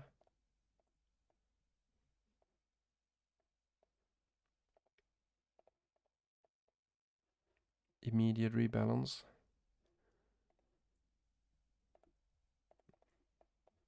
That was our news candle that took out sell side.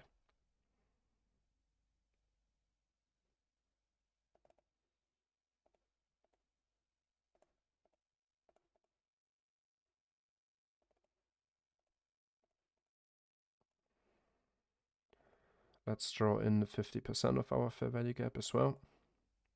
We closed above that. So the invalidation for me for the long scenario would come if we close on the 5-minute below this 5-minute bullish fair value gap. If we look at the 15, we do not have a fair value gap here on the 15 yet, other than this one right here.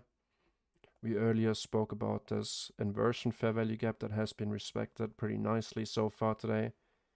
Kept holding support here, close below, and then we use it as resistance to continue lower. And based on the fact that we do not see much momentum to the upside on NQ so far, we're still below the 50% of that 930 move to the upside. We're still not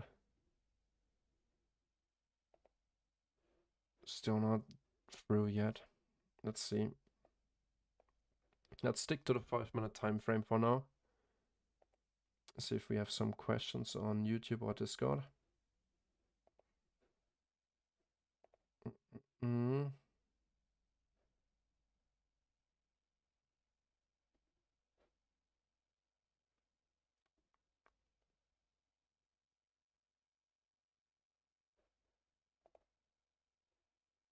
Nice. Okay, so we're filled with 2 contracts now. One contract I'm gonna get out of that once we go back below this low. 1.5 minutes roughly here. Okay, so one contract immediately got stopped out. Let's check that out on a 1-minute time frame.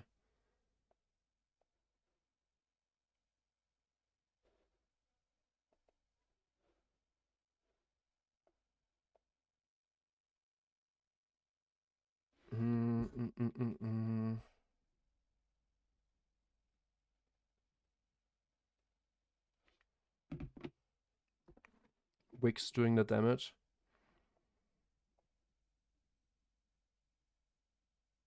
Yeah, I'm really content with this being a practice kill zone. There hasn't been a clean 2022 setup here on ES. Let's see. This 1-minute candle is gonna decide if we gonna close above or below this bullish share value gap. Right now we're still respecting it, so nothing wrong. That's why I'm still in with one contract.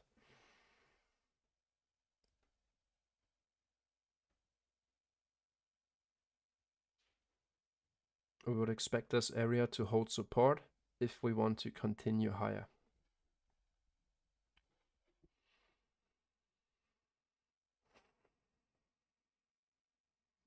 30 seconds to go.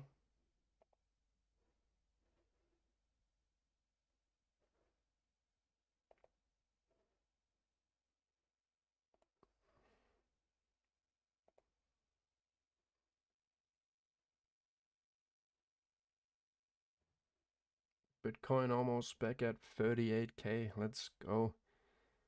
Where's my Chainlink? Back at 15. Nice. What are our top gainers today? Olympus Pro. I remember that.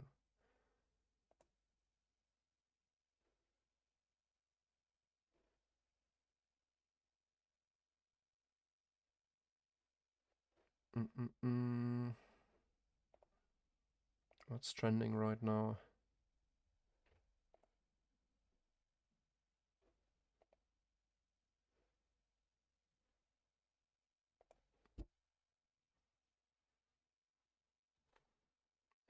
%, still at 54 cents. Nice.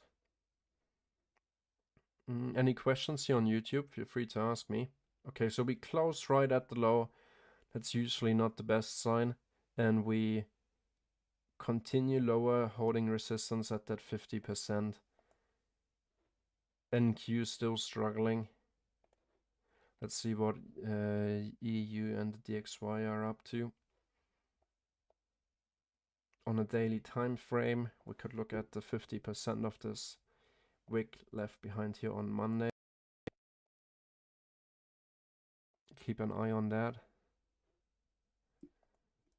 But overall, yeah, I still label the DXY as bearish for the day.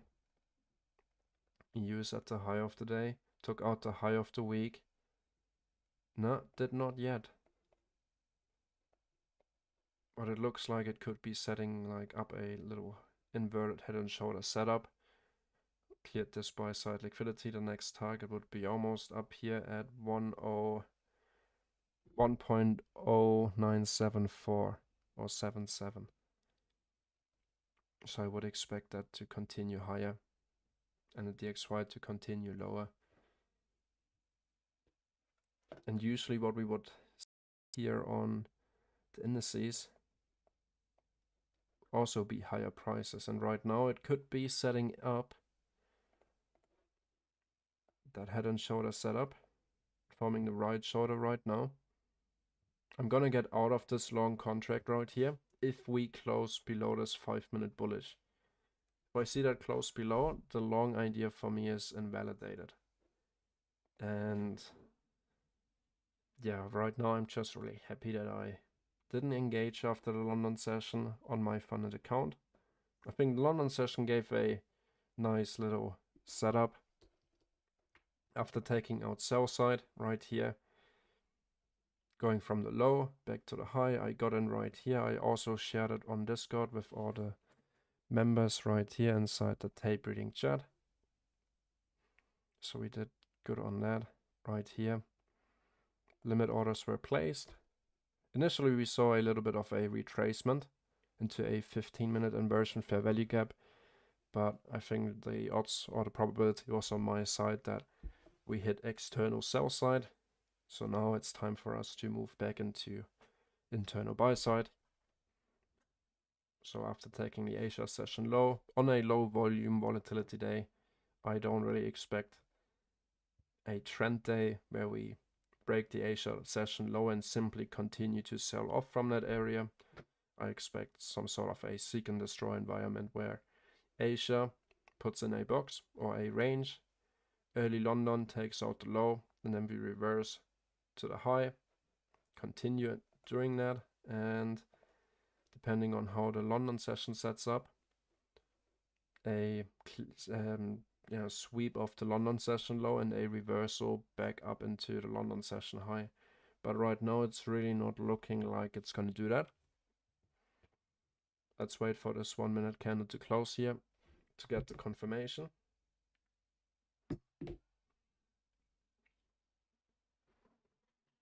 $40.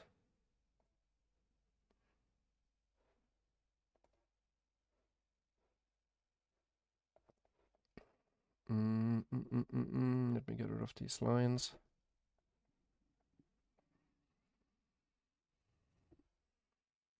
All right, I think that's going to be the confirmation here. I think we want to continue lower. And we also have bearish SMT divergence with that now, because NQ then make this higher high. Only ES did. So we can use this as a inversion fair value gap very soon, I think. Now we open with a bearish volume imbalance. Let's get out of this trade here. We could use this as resistance now, but where's the point? So this would be an aggressive entry where we enter on a volume imbalance, targeting sell side below, which would be the previous day's low, and the low we labeled right here with bearish SMT divergence. But you see, like before the 9:30 open, we got the short correct using this bearish value gap, and after that we just got chopped in both ways, like trying to go short. We got stopped out at break even, and then we saw momentum to the upside, tried the long, got stopped out, and now it's looking like we're gonna go short. We might continue back to the upside, not really respecting the inefficiencies that we leave behind, at least right now. So right now, just continuing with the flow, basically, we would place our limit order on the inversion fair value gap, targeting sell side. Could already scale in with 1 based on this volume imbalance, targeting sell side liquidity below.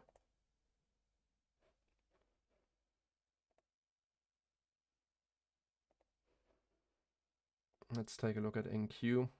NQ already made a lower low. ES did not make that lower low yet. Let's get rid of these limit orders.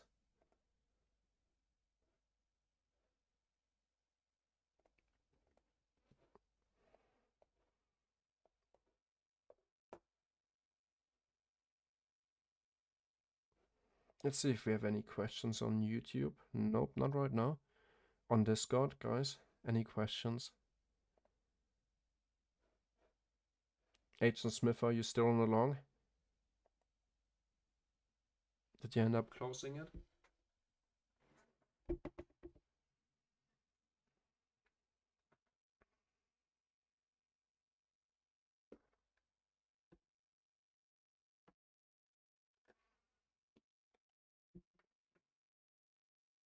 So right now that volume imbalance remains open. That's nice. That's our SMT with NQ.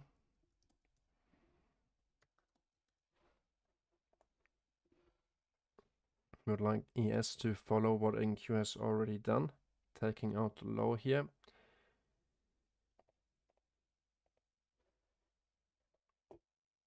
We didn't get filled on our inversion fair value gap here, maybe on a fair value gap on the 1 minute time frame. No, not either, unfortunately. Maybe, well, we stick to the 5 minute time frame for now. It's just smoother. 1 minute time frame is very choppy. And you can use this way of reading price action using ICT concepts on every time frame. 1 hour, 15 minute, 4 hour time frame. And the cool thing, it only has to make sense to you. It's not a 100% win rate. You start practicing it on a paper trading account, gaining some confidence, maybe signing up for a $15 Apex challenge and see how it plays out. After you practice, of course.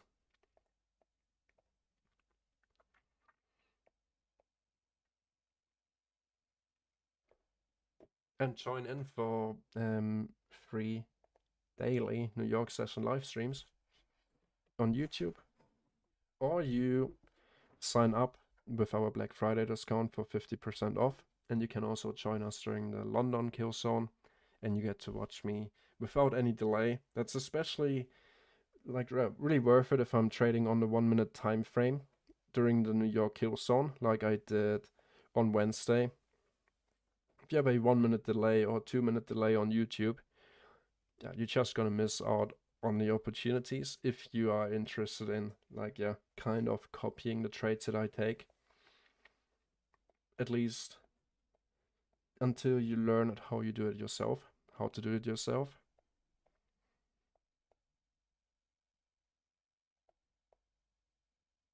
So we're gonna close in this volume imbalance, are we? Yeah, we're closing it in. That's not what I want to see, so I'm cutting the risk immediately.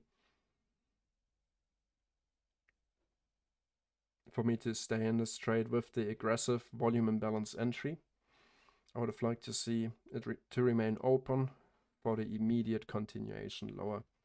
But all we got is a wick to the downside. So really not a spectacular AM session so far.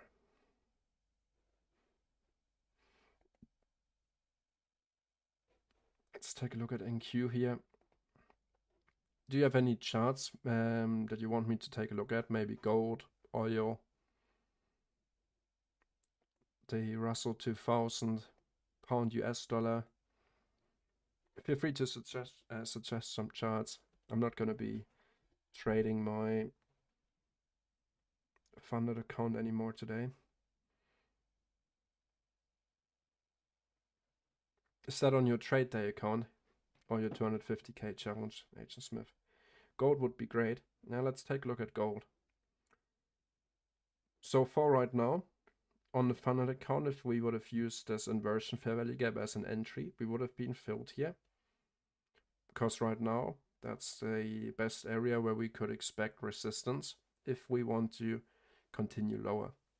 Otherwise, we're just going to end up chopping here, putting in some sort of a W formation before we eventually move back to the high of the day. Now with bullish SMT divergence, if ES is not going to take out the 9:30 a.m. or 9:45 a.m. low, like NQ did right here,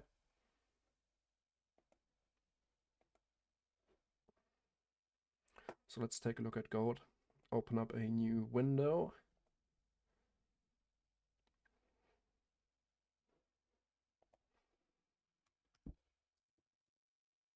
I'm going to look at the futures contract.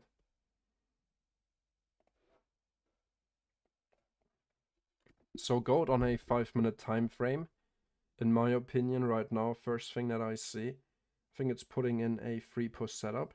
First push, second push, third push, higher highs and higher lows, targeting sell side at least. We still have a bullish value gap here. Let's see if we took some buy side liquidity.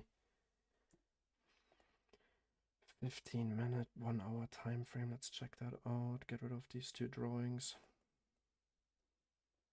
Go to the daily first. Nah, god damn it. So on the daily, kept holding support on this bullish, continued higher. Monday, started right here. No. Monday, Tuesday, Wednesday. No trading on gold on Thursday, it looks like on the daily at least. 4-hour time frame. Close above this bearish fair value gap.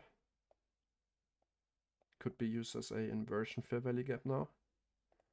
1-hour time frame. I'd refine it. Buy side liquidity. Pretty obvious up here.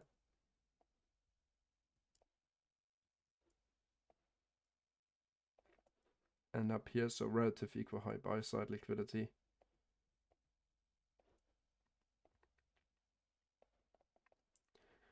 Sell side obviously below here.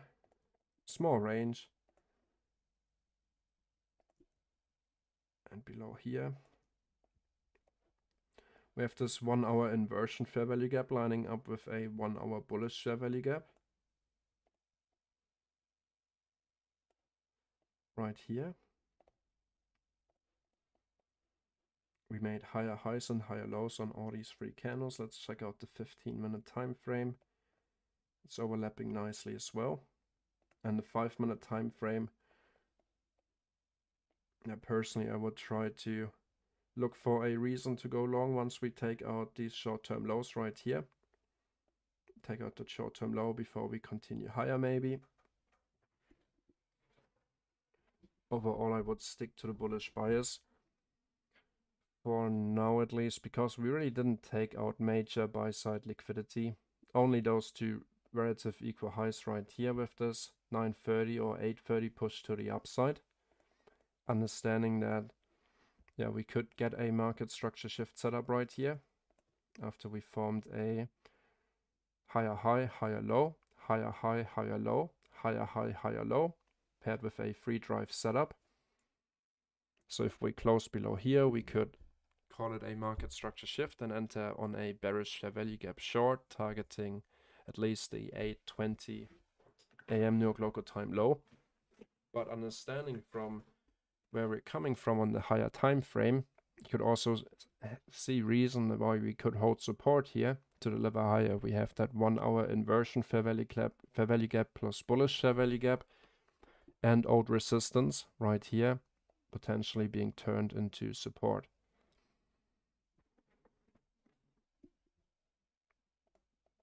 Not looking for the biggest move today here with only half a trading day. It's not a full trading day. It's a day after Thanksgiving. Not expecting too much for that. Okay, we rejected. Didn't get filled on our sell limit. Cool. What are you looking for on gold? Does this line up with what you're looking for? So based on the 5-minute time frame, the 3-drive setup is pretty obvious.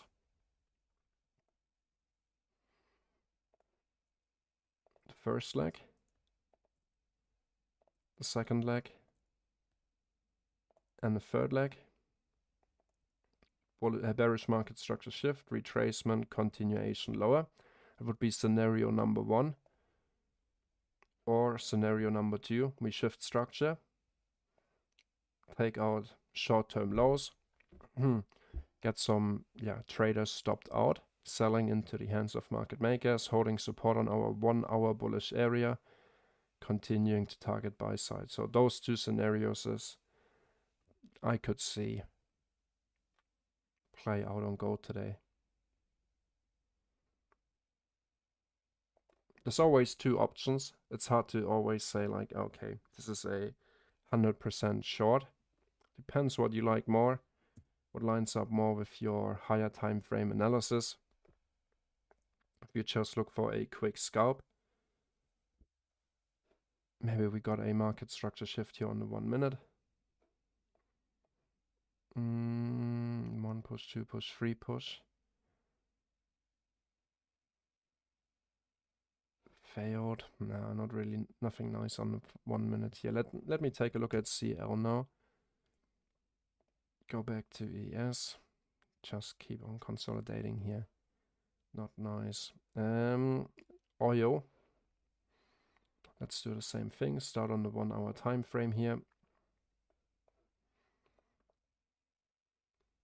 Wednesday. So the week started. Thursday, Monday, 18. Right here. That's when the week started. That's going to be the end of the week right here at 1 p.m. So this is our current high of the week and low of the week. Right now we're roughly around the 50% of our entire weekly range. That's where we just bounced from to the tick here. We consolidated around the 50% of the week after having put in place the high on Monday and the low on Wednesday, 10 a.m. So Thursday, we just consolidated, Thanksgiving. Now it's Friday, the day after Thanksgiving, and we bounced off the 50%. Knowing that, dropping it down to the 15-minute time frame, We have buy side above this high. We already took out the high of the day here on Friday, wicked it, and now we retrace into a potential bullish value gap. Just trying to frame a narrative here. But we also don't really have too much time anymore until 1 p.m. Only less than 2 hours. So 15-minute bullish fair value gap. 1 hour inversion fair value gap.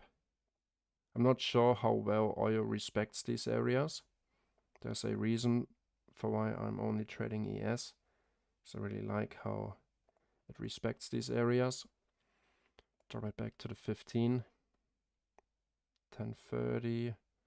Just close below that. Let's look at the 50%. And go to the 5-minute time frame.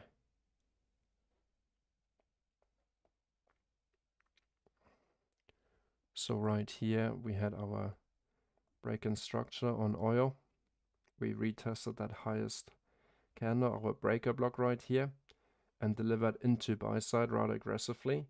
Immediately rejected, leaving behind a new bearish fair value gap and using that as resistance to continue lower. So same two scenarios, like always. Yeah, that's either going to end up as a pump and dump. The confirmation for me really would be the close below the 15. Retest, continuation lower. Or yeah, we end up holding support here around the 50%. And make another move higher to target maybe 77.15. This buy side right here. But understanding that at the end of the week, only half a trading day, we've already seen the high and low of the week being put in place before Thanksgiving, consolidated around that 50% level. Here on Friday, we just bounced off that 50%. We took out the low of the day, 18. That's the opening for the daily candle right here. We already cleared that. Wicks to the downside, yeah. So gut feeling wise, I think we should really end up holding support here, continuing to deliver higher, or just end up chopping it out for the rest of the week. But gut feeling wise, I think we're gonna hold support here. EU consolidating here. Same goes for ES. Let's take a look at NASDAQ. NASDAQ made another lower low, so it keeps making and pushing lower lows, while ES is putting in place higher lows right here. NQ basically right now made a lower low right here, pulled back and made another lower low. We didn't see that same thing on ES. Now we tapped our inversion fair value gap. To be honest, right now, gut feeling wise, this looks more like a W formation at the low, wicks to the downside for the continuation up higher. But right now, following the process, we would still anticipate bearish order flow because we haven't seen a new bullish fair value gap. We just got tapped on our inversion fair value gap based on the 5-minute time frame. If we check out the 15 since 9:30, yeah, really no good entry opportunities unless you trade the range on the 1-minute time frame.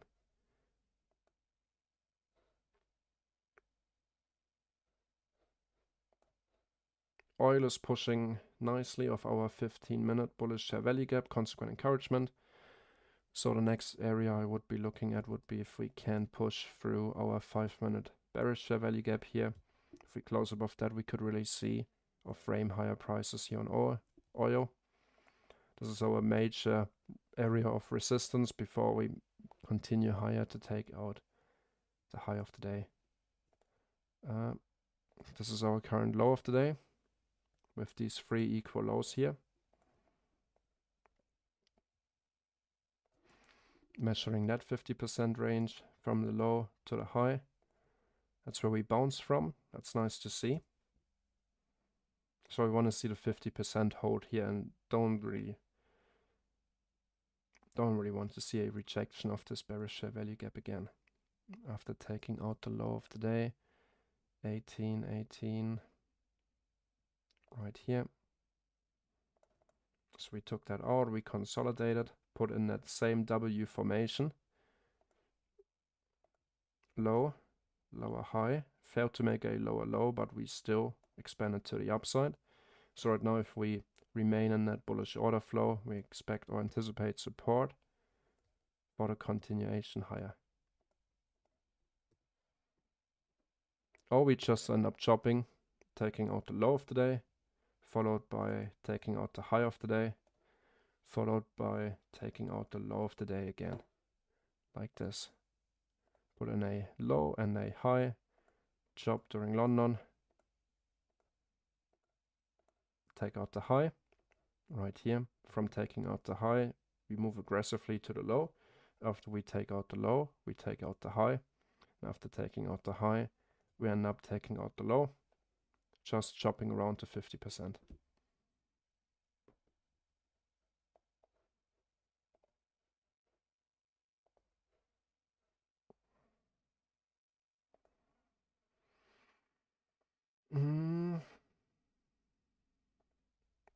Really wouldn't expect too much today at all, especially with the long weekend. Market makers, institutional asset managers, they're all out. They're not really trading this week, especially they spend time with their families. You can see that by the volume. Only small fishes are playing, I think, today. Otherwise, we would have seen a nice post-Thanksgiving rally or to the either up or downside on ES. Let me take a look at that oil trade. Yeah, that's pretty much what I'm looking at as well. Yes, tested the VWAP once again.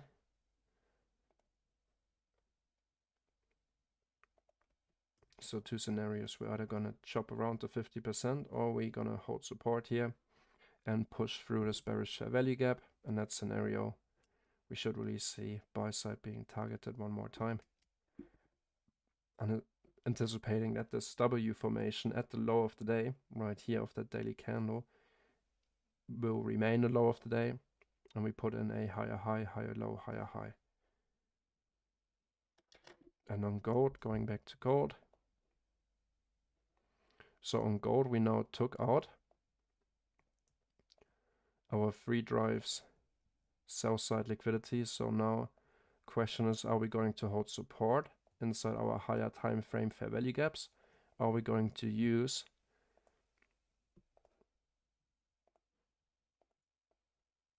the breaker block to deliver lower? So I think on gold it's a little bit trickier than what we see on oil right now. 15-minute time frame. We see the rejection. Let's take a look at. So if the DXY continues lower, depending on our bias on the DXY, I would say, we're right at 1999.9. So also at a institutional level at the 2000s, right here on gold. 5-minute time frame. That would be the 2022 setup. We shifted structure to the downside, swept sell side, close below this bullish share value gap here on the 5. Coming from the high of the daily candle.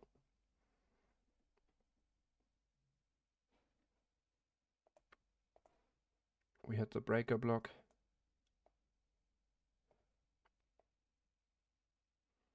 Risk to reward ratio is really not ideal, but we would have nice equal low sell side to target below.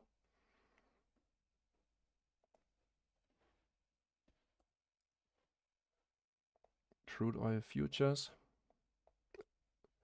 We're pushing.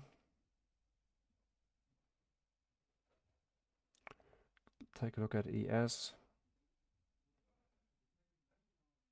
Rejecting again from the VWAP, and we perfectly respected our inversion fair value gap to the tick here.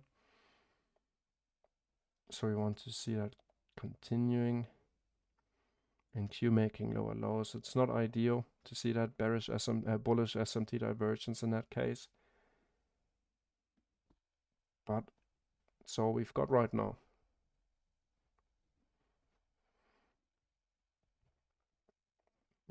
Check out the YouTube comment section. Gold, please. Yeah, we already talked about gold. Okay, nice close here on oil. Above the 50% of this bearish share value gap. We want to see it push out of this area. And then target buy side.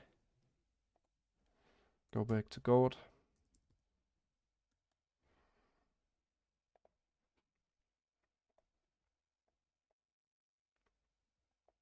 For gold, I would just run with the 2022 setup.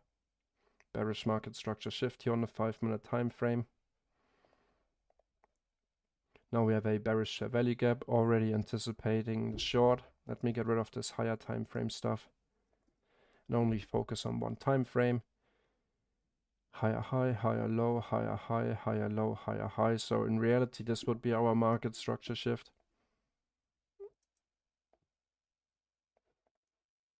And this would be our breaker block. Those two up closing candles. We could reduce it down to the lowest down closing candle here. For our breaker block. So we would potentially still be waiting for our limit order to be hit. Right here on this bearish value gap.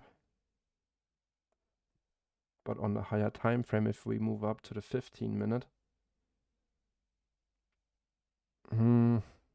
Gold is tricky here. Let's leave it at that and see if our limit order up here would get filled. On that bearish value gap, aligned with the breaker block.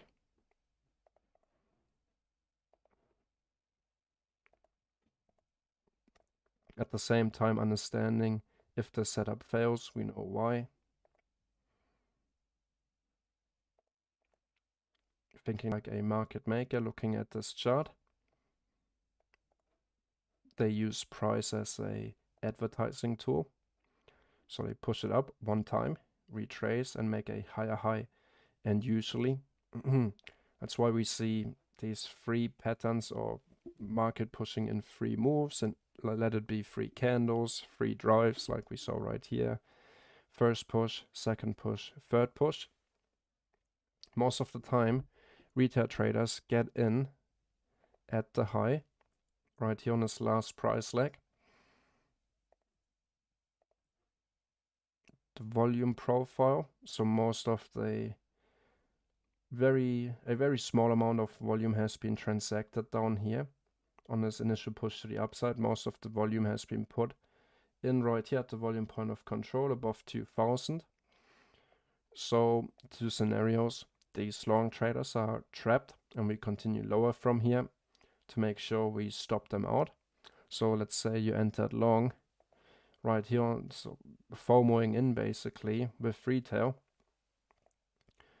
Your stop very likely would have been below this low or below this low. And now you would be selling back into the hands of the market makers. And if you want to sell, there needs to be someone else that's buying your contracts again. And in that case, it would be the market maker who happily buys back at this price to continue move price higher. But for me, I like the bearish scenario with the overall 2022 model more.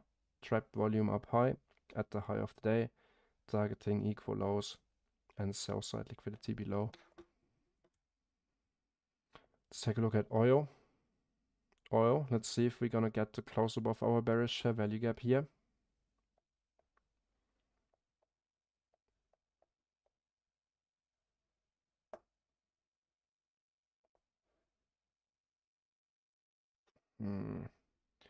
Yes, it's really a pain in the ass here, but I mean, right now it's still respecting our areas. Bounced off the VWAP, Open up with a bullish volume imbalance, yes. Just giving us a hard time. So DXY looks like it's continuing lower. EU is consolidating here. Let's follow oil, since H&M Smith is still in that oil trade here.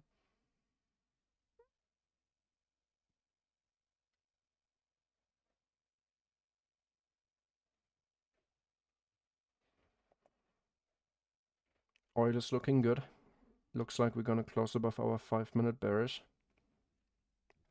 Like we said, we looked at our 50% retracement. It's exactly where we bounced from. Lining up with our higher time frame 15-minute bullish fair value gap and our 1-hour inversion fair value gap right here. Okay, so we closed above. That's a good sign. Ideally now, continuing on the 5-minute time frame, we would like to see the 50% of this inversion fair value gap to be respected. Now, if we see a close back below, well, before we take this buy side at least, we might just chop around for a little bit longer here. But seeing the close back above the bearish fair value gap, bouncing off the 50% paired with the bullish fair value gap, that would be the SilverBullet continuation entry for me here on oil. We got our market structure shift, we retraced into a 5-minute bullish right here, overlapping nicely with higher time frame confluence. We have a 15-minute bullish engulfing candle here. So we can easily retrace a little bit here. We could use the 15-minute candle consequent encouragement, drop it down to the 5. Ideally would like to see it respecting that new 50% level of the inversion, continue to take out this buy side liquidity and potentially more buy side above right here at 77.15. Let's see if we get decent volume here, comparing it to the last days. 2,000 contracts transacted, comparing that to Wednesday at 9:30.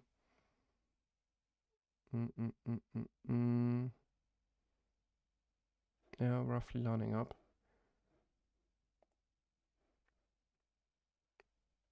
Yes, still hitting a wall on the inversion fair value gap, so that trade is still in play.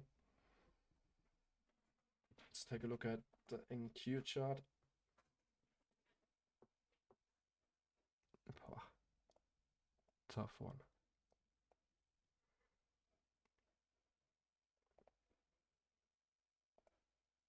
I like the W formation for the longs, but well, right now it's too much 50-50 with orders consolidation here. I could see this play out, but right now, just going with the flow and following the tape read, we'd still anticipate lower prices. Perfect target for me would be that previous day's low, that Thanksgiving low right here, pre-Asia session. Got the entry of our inversion fair value gap here that lined up nicely with the VWAP right here. My stop loss for now would be above this candle's high, and my take profit target would be down here. Go back to oil, it's still looking good. GC, let's take a look at gold. Gold hit our bearish fair value gap here on a 5-minute time frame. Didn't hit the breaker block yet, but we already saw a nice reaction to the downside. Let's see if that wants to continue. Understanding that if we want to leave this volume up here trapped, it wouldn't make sense to retrace into our highest fair value gap, because what would happen at this area? Well, if we want to make these longs here, these late longs, chasing price on gold, pay for the short setup, then we want to make sure that we do not retrace all the way up into here, because we would allow these traders right here to get out at break even or with a small loss. And that's not how money is being made.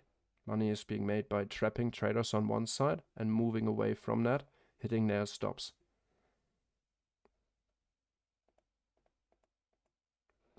If we get back all the way up into this area, I would yeah, almost be looking for longs, because yeah, then the short would have been invalidated. Then I would argue that we try to get more shorts in the market, trapping them short to make them pay for the continuation up higher. But right now, we reacted off that lowest bearish fair value gap right here. That's aligned with the market, with that market structure shift. Old support. We use this low initially to deliver into new highs. Once, twice, we close below. Now we use it as resistance, have it overlapping with a bearish fair value gap, and already reacted nicely from that area. So ideally we want to see the continuation at least below this 8:15 a.m. low. Go back to CL, crude oil futures. Respected the high of the inversion fair value gap. Let's see, my target for at least 50 to 75% of the trade would get off at this level, move my stop to break even if I got in around the 50%, leaving runners for 77.15 and above. Right, the S trade seems like it's moving now of our inversion fair value gap.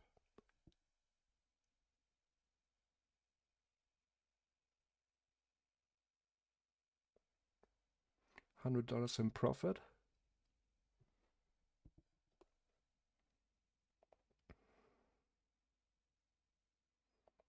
Oil setup, set it and leave it. 77.37.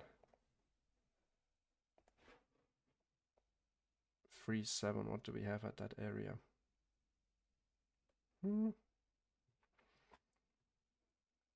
I'd go, especially because market is going to close at 1 p.m., go with the low-hanging fruit targets. Exit at buy side and be content with the profits. Or at least partial at these areas.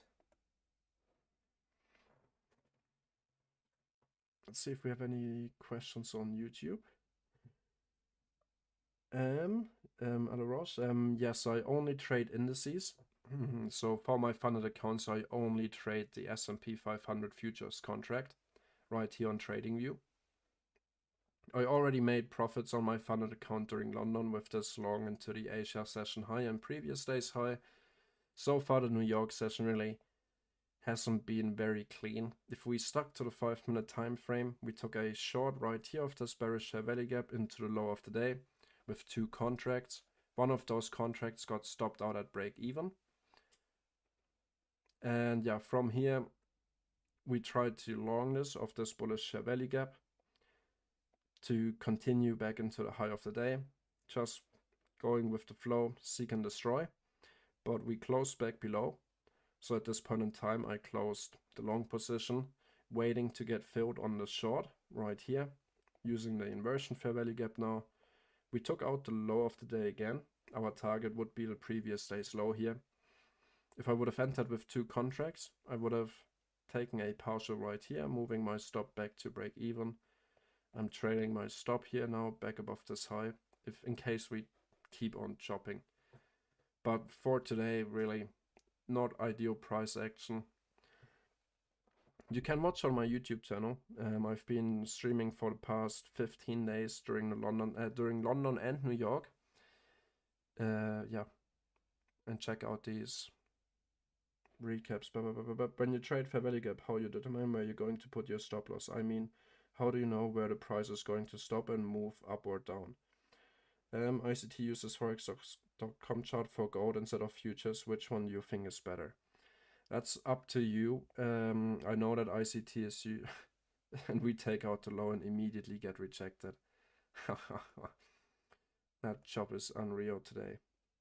And Q keeps on making lower lows, but also rejecting. So that's why taking partials is, especially on these low probability days, we only have time until 1 p.m. New York local time. That's when the market is going to close. So let's say 10 past 1 p.m. Now we reject again, leaving more wicks to the downside. So I'd almost be a fan of flipping the bias if we look at the 1 minute time frame, but that might be contempt. Let's take a look at oil. Oil keeps trending up, the XY continues lower. Let's leave it like that, and let me get to answer the question that we've got right here. How do I determine where to put my stop loss if I enter on a fair value gap? So the way I do it is I manage my risk actively. Let me find a good example for that. Maybe even today. So on the stream today, we took this bearish fair value gap here, targeting low of the day sell side liquidity. If I go into replay mode, so we spoke about a potential SilverBullet setup and what a SilverBullet setup is. We have a strong draw on liquidity. We put in place lower lows and lower highs, and now we just left behind a bearish fair value gap if we disregard everything that happened afterwards. So from here, we got our entry, we got filled. We have our draw on liquidity being down here. Let's say we add 2 contracts. At this point in time, my stop loss for the short would be right here at the short-term high. Maybe put it 1 tick above that.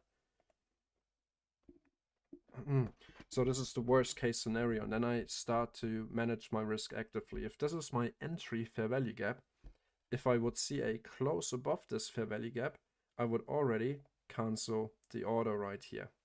Let me clean that up. So I'm using the fair value gap as my entry and understanding that, okay, my stop loss would be above this high. If we go back above this high, this would be a new break in structure. There's no reason for me on this little SilverBullet setup to place my stop loss all the way at the high of the day. There's no point for me doing that. My take profit target would be at the low of the day. For one contract, the other contract, I would leave a runner for maybe the previous day's low. That's how we've done it before the New York Open. So it's 9:15. We reject from the area. So perfectly, we filled in this entire bearish fair value gap and we rejected from it. We closed back below the 50%. Let's wait for that next candle. We open up with a volume imbalance and yeah, hit our take profit target. So at this point in time, I only closed 1 contract right here. Let me try to do that again and simulate it. So right here, we were in with 2 contracts. So, just taking its time to load. Come on. So I basically listened to the story that the fair value gaps tell me. Might sound crazy, but that's the way I look at the market. And if I see the close above, I would now use it as support, as a inversion fair value gap to target buy side liquidity. So if this candle would have closed above this dashed line, which is the midnight level from the ICT all-in-one indicator right here, then I would have closed the position, or at least maybe close 50% of the position, because then, in my opinion, the probability is against us that we're going to use this bearish fair value gap to deliver into sell side. This was our entire narrative for the short. Oops, and now I'm in with 5. That's not what I wanted, but you get the idea. We take out the low. I'm buying here, getting out of 1 out of my 2 short contracts, moving my stop loss now to break even, because there's no point in giving away the profit anymore. We saw the momentum to the downside. Now I'm trying to see if the momentum wants to continue lower. And right here on that candle, we already got stopped out at break even. Today it's kind of tough because we don't see much momentum. All we've did so far today was chop since the 9:30 open. So if I enter on a fair value gap, I usually manage my risk actively. I can find a better example for you and see right here we use the inversion fair value gap. We tapped it 1 last time. So if I would go short in this scenario, let me get rid of these drawings here. Let's say we would have used this bearish fair value gap to go short for whatever reason. Right here. I'm placing my limit order right at the low or the 50% of this fair value gap. And my stop loss, let's say we're overcautious, we place it right at the high, targeting the low. This is our trade idea. And once I see the candle close above my bearish fair value gap that I used to enter on, I automatically close my trade because now I'm looking for support on this fair value gap, because now it's a inversion fair value gap after the confirmed close above it. So we got our inversion, we consolidated for 2 candles, and with that new hourly candle here at 10.55, we retested our old bearish fair value gap, now inversion fair value gap, as support, and used it to deliver into buy side. So at this point in time, I would have closed my trade with 23 ticks in drawdown compared to 38 ticks, because at this point in time, and the probability that it's still gonna continue lower, for me, basically ends up being 0, and especially if we check the higher time frame like we did here on oil, we see that we bounced off the 50%, overlapping with a 15-minute bullish fair value gap and all that stuff. After seeing it not respecting bearish inefficiencies, closing above that, and at that time I can already cut my risk in half, avoiding my stop loss right here at this high to be hit. We take out the buy side and we immediately reject. That's why I said I would take off 50% right here if we get in at the 50% retracement level of this range from the low and high of the day, overlapping with that 15-minute bullish fair value gap. DXY, ES pushing back to the upside. We still have the inversion here, but I think now that's going to be the time where it fails, putting in that W formation. I'm going to get out of the short here. Get rid of that, get rid of that. Today really isn't a day to do the tape reading, maybe on the 1-minute time frame, trading within the range. But yeah, today is also the day where low-hanging fruit targets, sell-side liquidity, really come in handy. We enter on the inversion. We do not expect price to run all the way down back to the low of the week, like we would, for example, expect on a normal Friday. But today is not a normal Friday. It's the day Friday after Thanksgiving. It's a long weekend in America. We already saw price is not really willing to move anywhere. We just stay within this little range here after the 9:30 open. So low-hanging fruit targets are really the objective here.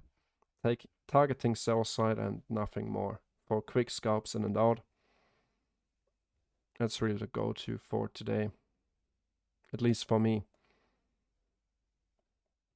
And if we do that same thing, so on Wednesday's live stream, there's a better example for if I enter on a fair value gap, where I would get out if I go into replay mode and go to the 1-minute time frame like we did on Wednesday.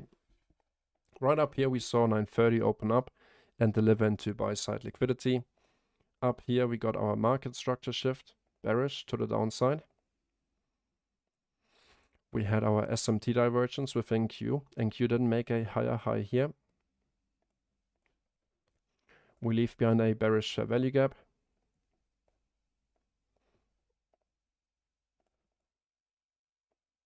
Right here, and we also have our breaker block being this down closing candle.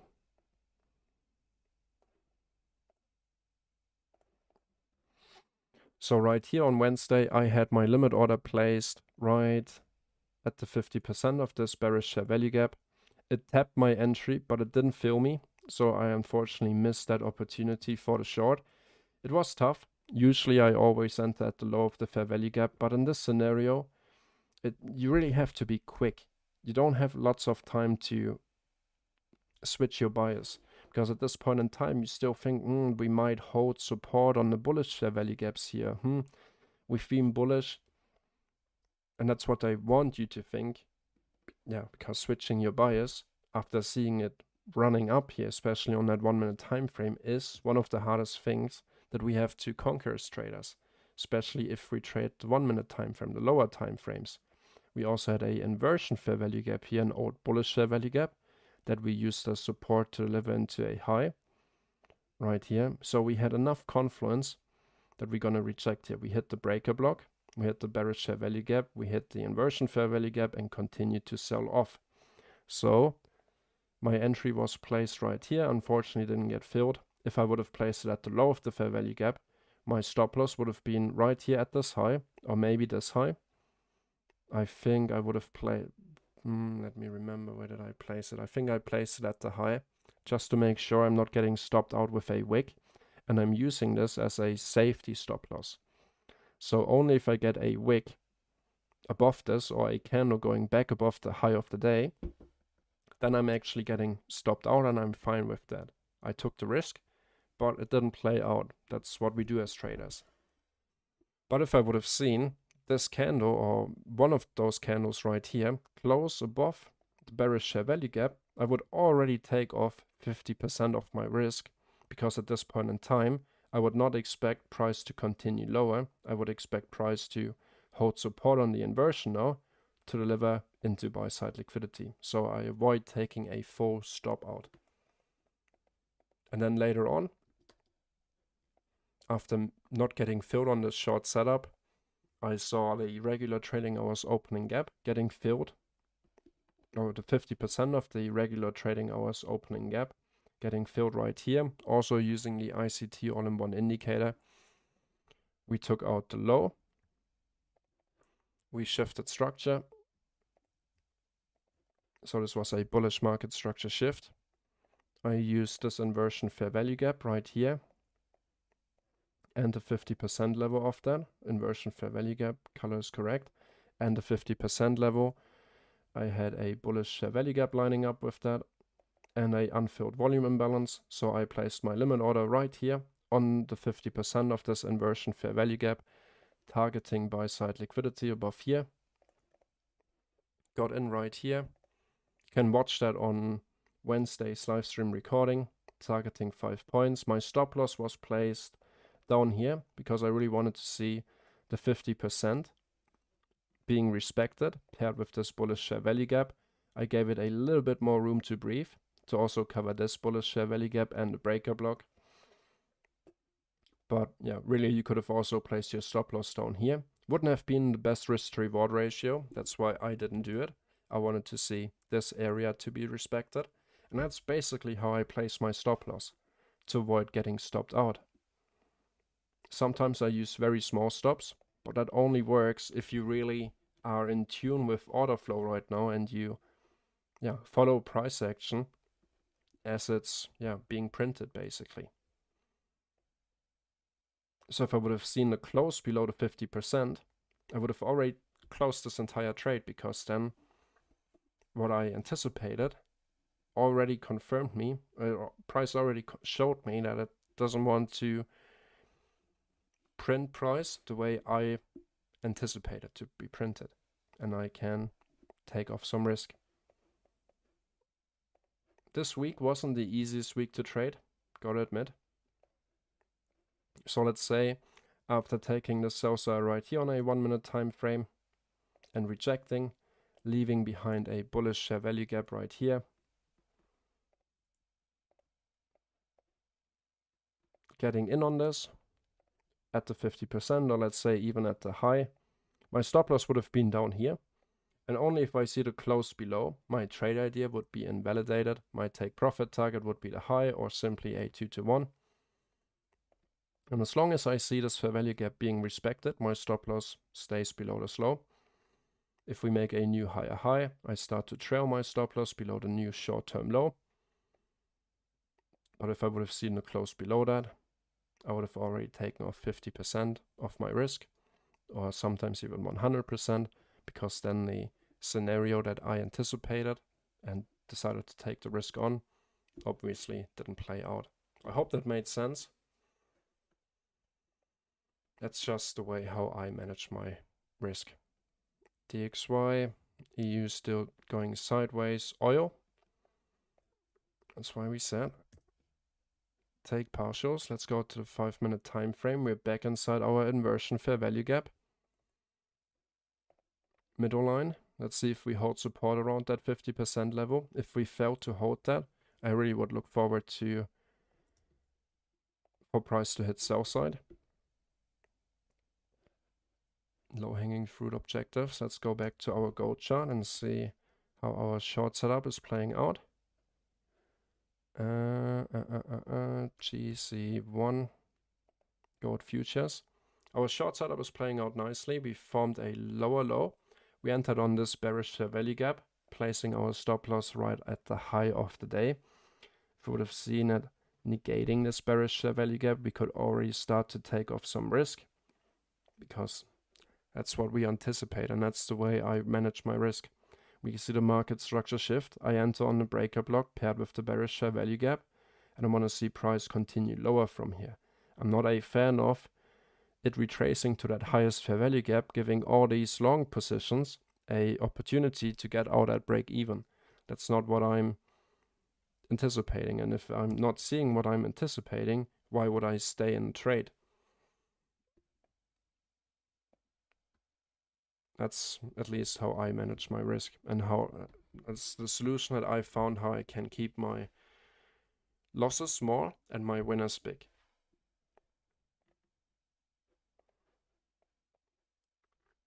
Not sitting here hoping that if I see price go all the way back up into this bearish fair value gap that we might still find resistance. Maybe.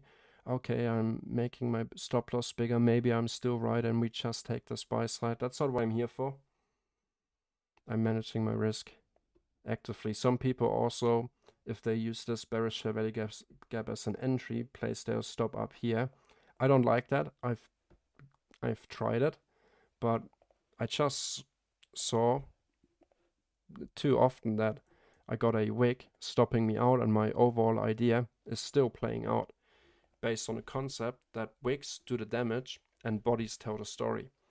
That's why I adapted and use a safety stop loss in case price is just going to go bananas and continues, like completely goes against my idea and stops me out.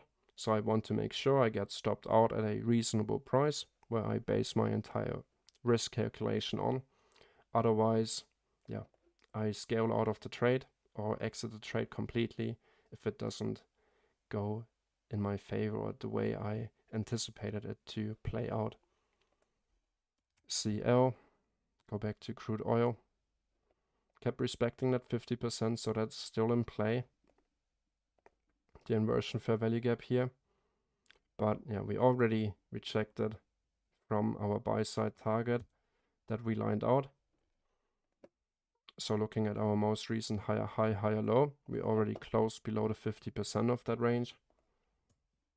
Yeah, let's see. ES is pushing. About to make a new higher high also on the 1-minute time frame. That's where we can start to trail our stop loss, reducing our risk and our exposure.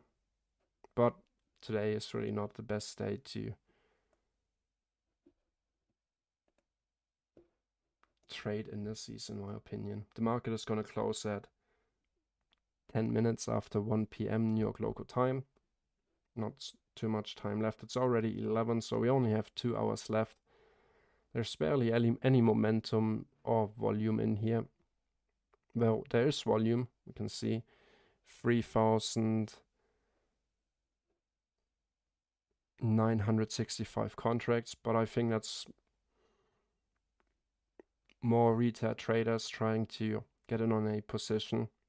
Imagine all the commissions the exchange or market makers make with 4,300 contracts while price is just going sideways.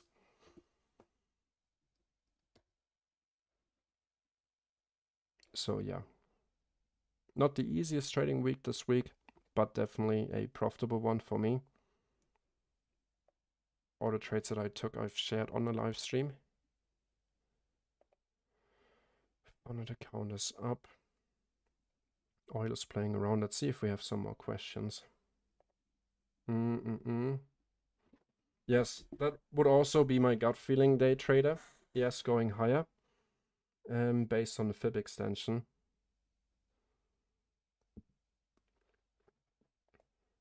I see.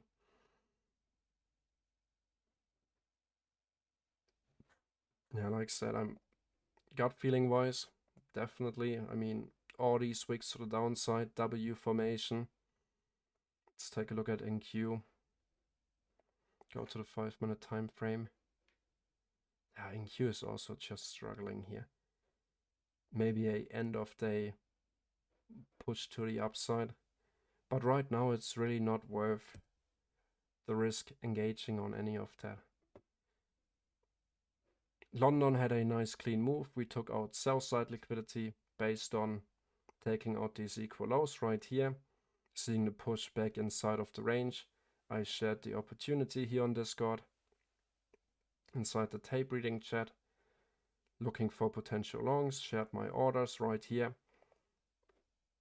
targeting just that Asia buy side and the previous day's high, taking home 175 bucks and being content with that. There really hasn't been a grade A+ opportunity for me other than forcing a setup. It could go higher. We could just chop around here and you are forced to close your trade by 110. It's not worth the risk. We as low time frame scalpers, we thrive in volatility and not in range bound conditions where New York is barely expanding the London session range. We thrive on volatility, something like this, quick changes in the market, like right here where I spoke about Wednesday. Change always offers an opportunity for us as low time frame traders. We hit higher time frame buy side liquidity, we get our market structure shift and a perfect high of the day reversal for quick, within a couple of minutes, 15 points. We hit the 50% of our regular trading hours opening gap, get a new market structure shift. We recognize the change in the state of delivery and capitalize on that. And afterwards, all we did was chop around.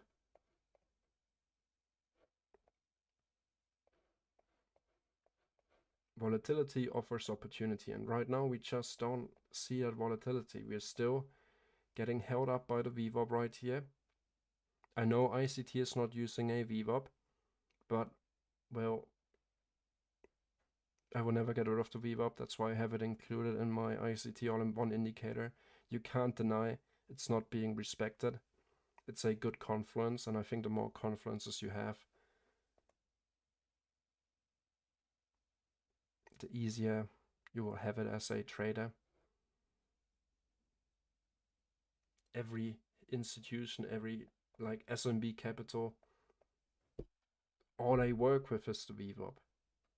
If a manager or a market maker wants to get their customers filled at a fair price, they're gonna use the VWAP. They fill them ideally below the VWAP for longs and above the VWAP for shorts.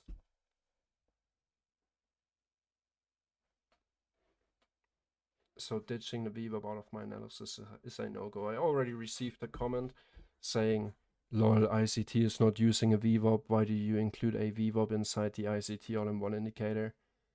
Well, simply because it works. I see it being respected. I see price accumulating around the VWAP so many times. I use it as additional confluence. Sue me. If you don't like it, turn it off.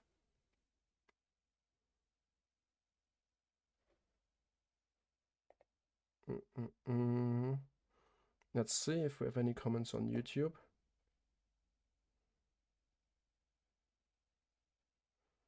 Well,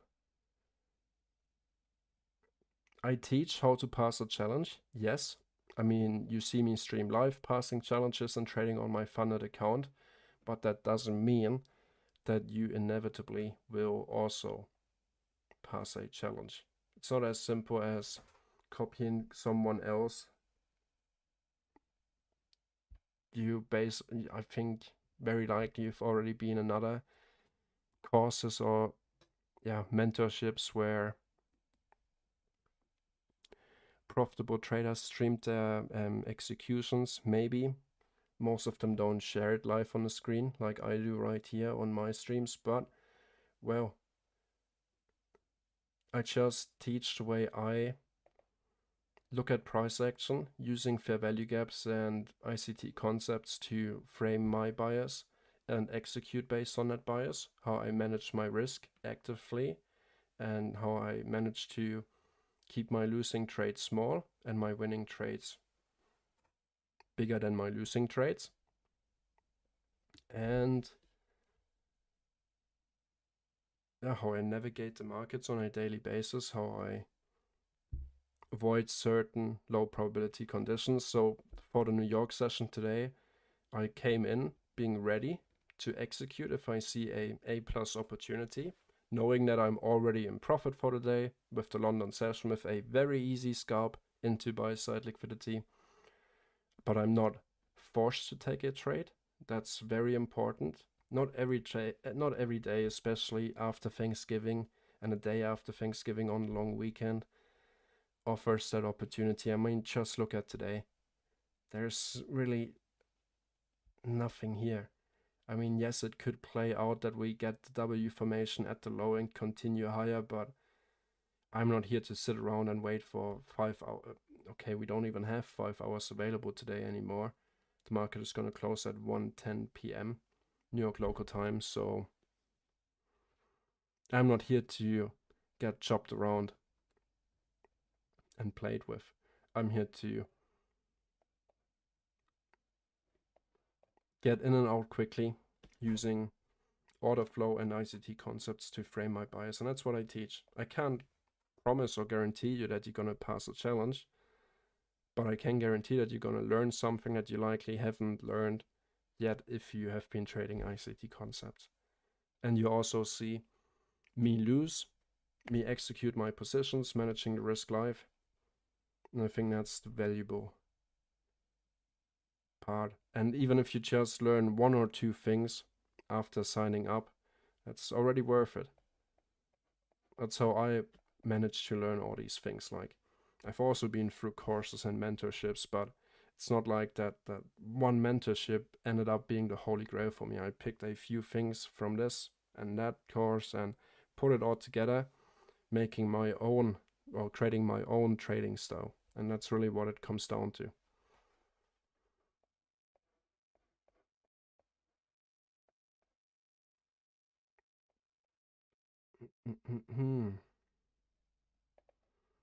I mean, passing a challenge is really not the hardest thing to do, especially with Apex. I already spoke about the concept of simply buying, let's say, 5 Apex accounts, and let's say you have a fixed model like a 2022 setup. You simply risk 100% of your account on that 2022 setup or SilverBullet setup. Yes, you're gonna fail maybe 3 or even 4 out of these 5 accounts, but you eventually will pass 1 of them or 2 of them or 3 of them depending on your win rate and your discipline and execution. Then you're funded. You only have to do a couple of micro executions, but in the end of the day, it's nothing I can influence how consistent you are, how good you are at managing your risk. That's really what it boils down to. Hello, brother. Good to be back. Hey, Shoes here. Yeah, we're already almost at the end of the live stream. It's past 5 p.m. I've got to take my dog for a walk now. We're still chopping around here. We've been doing some paper trades right here, explaining the SilverBullet setup, taking a short of this bearish fair value gap before the New York Open. After the New York Open, we got stopped out with the second contract at break even. But after that, all we did was chop around here. We've been framing stuff on gold and CL, oil basically, the oil futures contract. Framing longs here into buy side.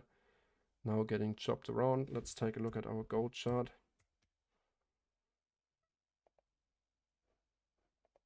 Yeah, also chopping around. I mean, that's all I would expect for a post-Thanksgiving Friday. Not a full trading day, keep that in mind.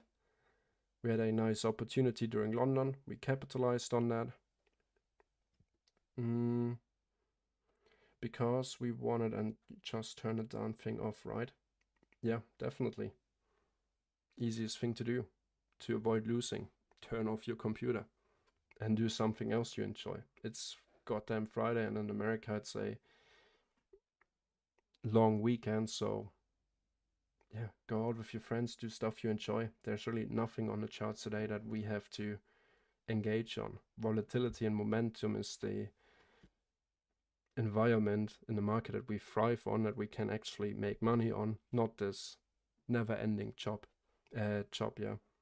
How many people stream with live money and live stream it? Yeah, not many.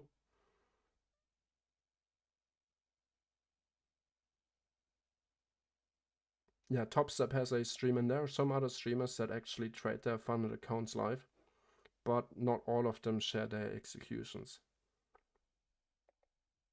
I like it because it forces me to, yeah, not do anything silly, to really only enter on trades that I feel confident on taking on stream. Of course, like, yeah, streaming your executions really puts you on the spot there, in the spotlight. If you fail publicly. But I like that little bit of external pressure. I thrive in it. And I like teaching. I like being asked questions, answering questions when it comes down to ICT concepts, because it's not the easiest thing to learn.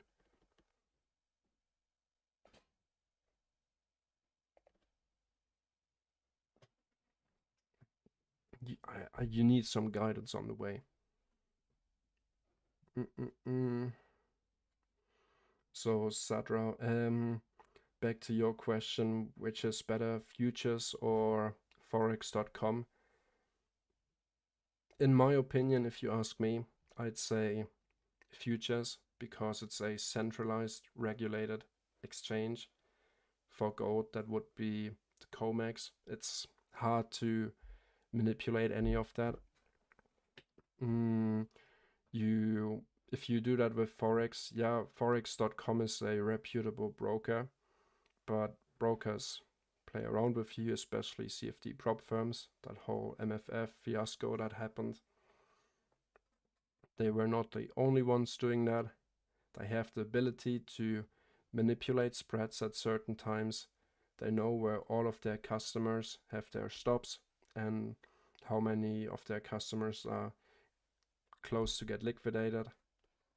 And they can, yeah, move price around. So I like regulated, centralized charts because it takes away all the trouble of finding out. Like, let's say you compare forex.com to Oanda or FXCM. One of these charts took out the high. You have different daily open, high, closing prices. And yeah, I didn't like that.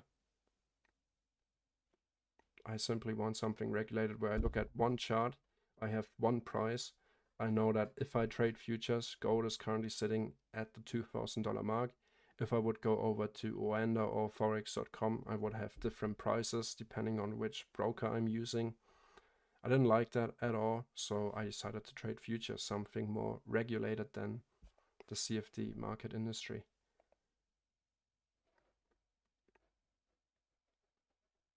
Getting rejected on the VWAP, still respecting that inversion fair value gap. Seems like we're gonna continue lower. Like I said, we're not here to get chopped around.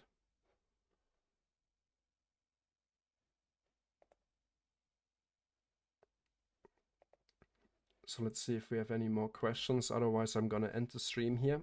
Nice, we got 10 likes. Been streaming for 3 hours now. Getting tired, and yeah, my dog's already waiting. So guys on YouTube, if you have any more questions, feel free to ask now. I will end the stream within the next 5 minutes. Also, yeah, for everyone still watching on Discord, now would be the time to ask me questions. We still have a accumulation zone, Black Friday sale going on. So if you want to join the VIP membership, there's currently a 50% discount using the code SPECIAL50 in capital letters, where you get access to the VIP membership, the ICT online course, and full access to the Discord server, where I stream live during London and the New York Kill Zone, access to all the VIP indicators like the ICT all-in-one indicator that I use here for the live stream, where you get all these things in one without having to use 10 indicators on your chart. Really makes your charting work a lot easier. Yeah, I don't know, I think that would be it for me today. I'm pretty tired. And I think I did a great job in not engaging today. After the London session, of course. Let's check that out. 1 minute time frame. We still keep on respecting the bullish share value gap right here. We didn't close below. We just took out a short-term low one more time. So no reason to cut risk or anything regarding that scenario where we enter a long trade of this bullish share value gap with the stop loss below here. Only if we would have seen this candle close below our bullish share value gap right here from 1053, I would decide to close the trade on a higher probability day, of course. We have equal highs right here, 3 equal highs. Let's take a last look at NQ. Gold pushing up, consolidating in our higher time frame 1 hour, 15-minute bullish share value gap and 1 hour bullish share value gap. We spoke about that earlier. 5-minute time frame. We could be filling higher fair value gaps here on a 5-minute, but I wouldn't like that. It would offer trapped longs an opportunity to get out of their longs at break even or with a small loss. Day is almost done, only 1.5 hours left. The DXY might have seen the low for the day. Same goes for EU. We're just going sideways right here. Let's take a last look at oil and then check the comment section if we have any more questions. Otherwise, it's gonna wrap it up. Oil kept respecting our 50% level and is moving away from it again. So H and Smith, you might still be in for a treat. Next buy side for me would be at 7715. I don't really care about fib extensions, especially if we're that close to the end for the trading day on Friday.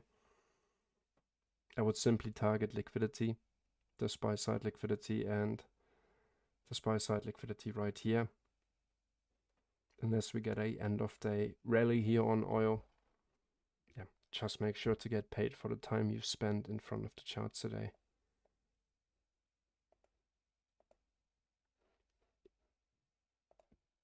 Yes, just shopping around. Nothing here today. Let's see if we have any more questions on YouTube. Guys, make sure to, if you haven't already, get in on the TradingView Black Friday sale. I just extended my subscription today. Get 70% off or up to 70% off going for the premium plan.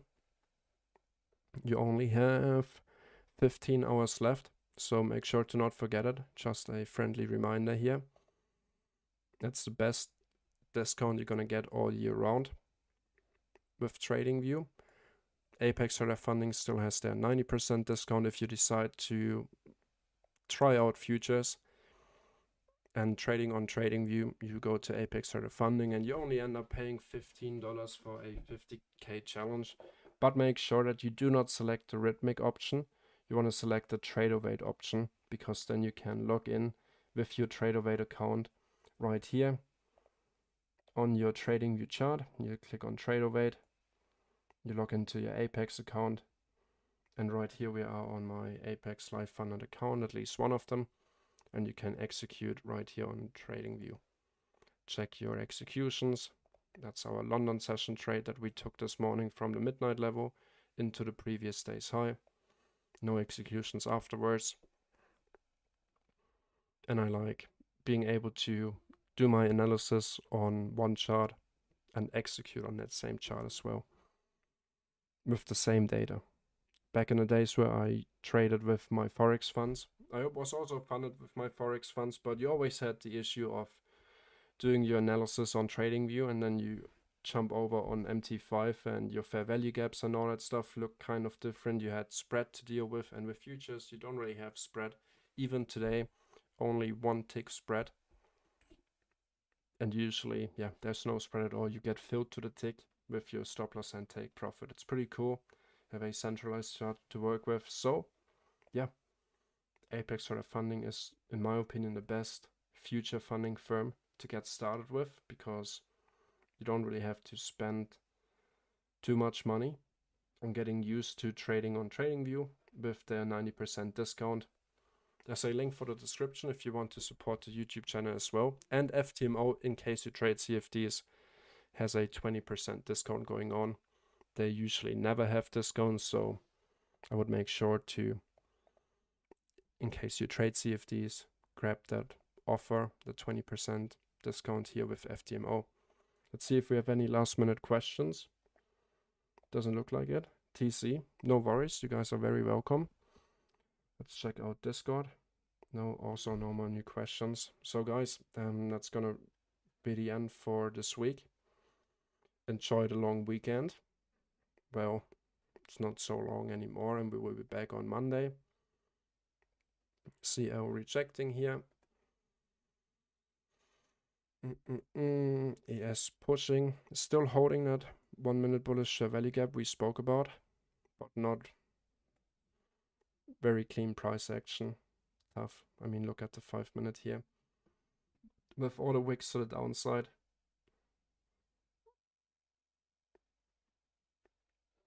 Could see higher prices. What's the time?